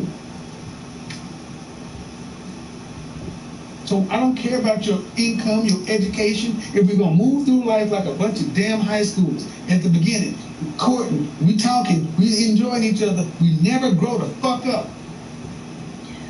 Yeah, it's bad. And, I'm not trying to pinpoint, but I feel that from my experience and my friends' experience, there is a lot of men that do not respect women. We're not just. Man, I don't want to hear about men. I want to hear about. I want to hear no.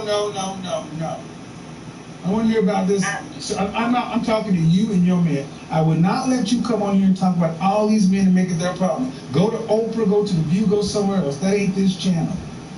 The man you with don't respect you? The man you with, does he respect you or not? The man you with, does he respect you? Yes or no? In some areas, no. Then why are you there? A different future starts with you.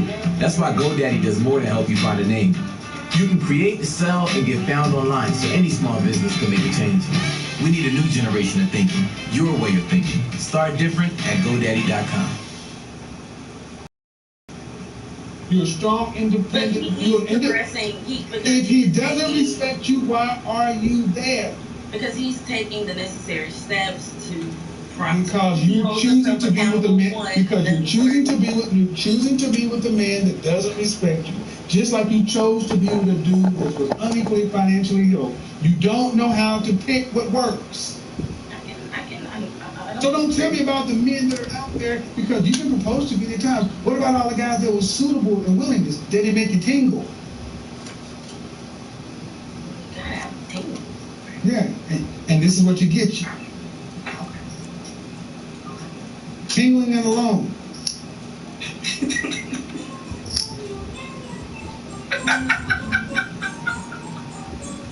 Yeah, this is the thing too, right here, which you can see with a male who is dominant and don't take no bullshit from a female. It don't matter how old you is.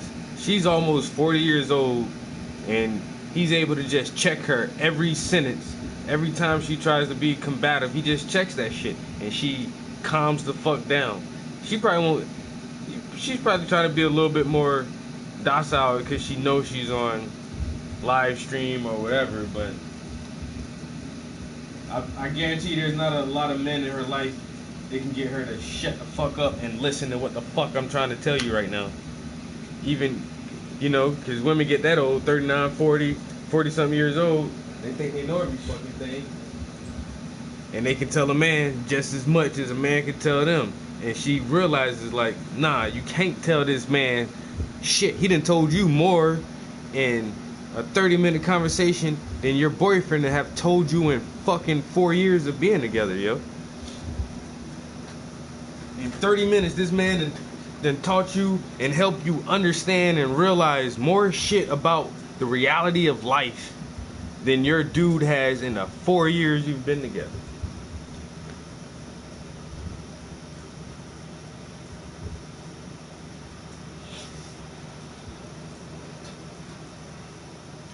But women don't want to hear shit like that, you know what I'm saying? Women want men to talk nice to them and appeal to their sensitive side. That shit don't work all the time, Shorty. You can call it tough love or whatever the fuck you want to say, but being blunt and direct will make you understand what the fuck I'm trying to tell you, and you gotta think and not get all in your goddamn feelings.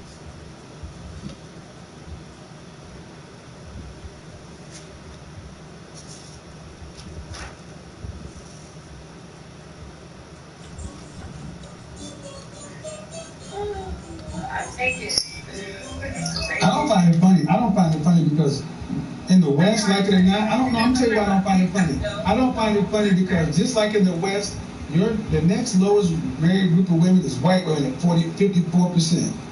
They're the original feminists and womanists, but you know what they have enough sense to do? Get married, have families. Well, I don't like being compared to white women because they don't have. I'm not comparing. I'm comparing marital rates. Don't overtalk me on my channel. Don't overtalk me on my channel. I'm comparing marital rates. I'm not comparing you to white women. Well, you just said white women. I said the next lowest group of married women are white women. That's what I said. Don't relax. Don't tell me relax. Are you gonna try to do this racial shit? That's not what I was doing. Okay. I feel if I can share my opinion, I feel like you have a lot of attention when it comes to women. I'm not going far left and saying that you don't like women and you bash women, but I feel that there's tension here, and for black women in particular, and I think that you have to go a little deeper than. I have no patience for stupid. I have no patience for things that don't work when you are supposed to be educated, intelligent, independent, and you can look at facts, data, statistics, and you can make good business decisions for companies and corporations that you work for. But in your personal life, you decide to be stupid. I have no patience for foolishness. When you can be a college-educated woman and then turn around and marry a broke construction worker. No, I don't, because it affects our black community. Because you know what comes out of this? 1 out of 4 of our women will get married. When the next group of people are married at a rate of 54% or higher. That's how come they have generational wealth. That's why their dollar circulates anywhere from 7 days to 16 days and ours circulates 6 hours. That's why black boys are reading at the 4th grade level. That's why black boys and black girls at the bottom. I have no patience because you, women, are the first teachers of children, and 80% of our children are coming out of single mother homes. Got no patience for that shit. And why do you? I didn't say I didn't. Hmm. You know, it's my journey. Moving forward, I appreciate your advice. Appreciate it. I don't know why we should think we should have patience for this shit. Go back to G6 if you want to have somebody have patience with it. Make sure you pay your tithes and offerings on time. The collection plate coming through. You want patience going over there? They got plenty of patience and plenty of room in the front row. The men that share your reflection who hear this shit have no patience. And the men that share your reflection that you're passing up to deal with dudes don't, because they ain't about nothing. Then when those very men that you don't have time for decide to go off to Becky Marisol Molly, and all of a sudden they selling out, they don't like it, they hate their mama, such and so forth. You can't stop that shit. All of it in one thing. That's what it is. Excuse after excuse after excuse. And we need more accountability. Sit back and say, no, this doesn't work. 4 years, 7 years, 6 years. I'm happy.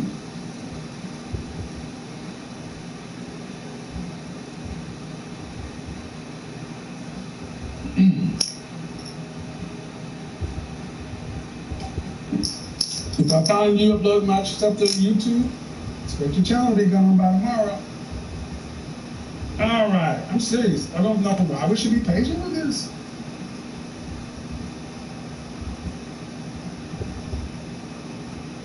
Hello. Hello, how are you? I'm good. How are you? Good. How old are you? I am 31. All right. Well, I'm sure you saw the topic. What do you got? Dating is dumb. So I agree with you, and especially now after hearing the first lady speak and kind of putting the pieces together. And I do agree that I think females, we don't necessarily look for the right things. For example, myself, I wasn't like sexually active until my 20s. So sex was always out of the picture when it came to relationships. So I had a list of basically like all of the responsible things that I was looking for in a man. Finally, when I found that, the sex was off, but I still stayed with the man for like 4 years. Are you married? Are you, okay. The sex is off, but everything else is. Yeah. Like he was responsible. But hold on. Did you want to get married? I did. I mean, in the back of my mind. Did you want to get married going into the relationship? Of course, yeah. Was he marriage-minded going into the relationship? He was. He was like a traditional type of person, like getting married before babies and all of that. And you guys didn't marry? We didn't. We ended up living together. For 4 years. That's the thing. So I thought I was on the right track, but now hearing the way that you're saying it, it's true. This is how you end up 40 alone with no kids, because you waste so much time thinking or being scared that something will go wrong. So you're basically running out the clock to and be like, "Well, I was right. Thank God I don't have to get divorced now. We just have to break up." That's it. So, yeah. So my thing is like, how do you get over that initial fear? Because I mean, no one's perfect. I'm not perfect, and I'm still. Did you ever learn how to swim? I'm sorry? Did you ever learn how to swim? I did, but I don't remember it specifically. Okay. How do they get people afraid of getting in the deep end of the pool? You just shove them in, I guess. Thank you. Yeah. Just like you and the other woman proved, there's no amount of taking it slow, moving in, this and that. All you get out of that is the same level of exposure and heart rate, but nothing. No tax break, no nothing. First, D.C. liberals spent trillions. Now Americans face record inflation, paying more for gas and groceries, a hidden tax on the working class. Now Nancy Pelosi and her liberal allies are pushing new tax hikes. Trillions and more. And it's generally not the men who are hesitant. Modern women are 1 foot in, 1 foot out, because you're 1 foot in, you want traditional men, but you want to be modern women. You gotta pick. If you're gonna be a modern woman, buy a dog, go live with your girlfriend. You wanna be a traditional woman, Getting leadership, getting a role, getting your line, getting your role. Because he has a role, you have a role. Whether you work, both are working or not. But you cannot have it all. And when you try to have it all as a modern woman, you have what you guys have. Nothing. And unfortunately, we don't have these conversations. We have women telling women to take your time, don't make a mistake, so and so forth. So when somebody like myself comes along and says, what are y'all waiting for? It sounds crazy. But what really sounds crazy is when you guys get to explain what you're doing instead. So that's why I hope when you hear these things, so they'll start saying, at least if you were married, you have 4 years into a marriage. But that's the thing. It seems like today many women don't even value a man, like him being in the house. You said you guys lived together? Yeah. How long? Out of the 4 years, we were together for 2.5, living together. Okay. So what was the thought process of moving in together and not getting married? Well, I was in a circumstance where I couldn't move back with my parents, and I also could, so it was basically like financially wise for the both of us. Okay. Did he want to marry you? Yeah. But you didn't want to commit to him. Like, yeah, I was gonna wait for him to propose. I just didn't. At the end of the day, I was like complacent. If he wanted to marry you. No, but not at the moment. We were both like on a track. We were both kind of like on a timeline, and I was just complacent. Like, I loved him, but I wasn't like fully fulfilled because of the physical part. That's good. That was my solution. I know. That was my solution. Without making him commit to you. And you say he wanted to marry you. How do you know that? Because we spoke about it, and when we broke up, he even said, you know, I really thought this was it. Like, we were both very emotional. Let me help you. Men who want to marry you go by her name. They don't do all this stuff. Men, this is why, I mean, haven't you heard stories where women meet a man, and then 6 months they're married, and it seems like everything went so fast, and then you got 4 years. Because that's what a man who's wants to get married does. He doesn't do these baby steps. But if you're moving in fear, he's moving in fear, y'all don't need to be together. Right. So, I appreciate it, though. I'm going to go on to the next part. See, ladies, I'm going to tell you this.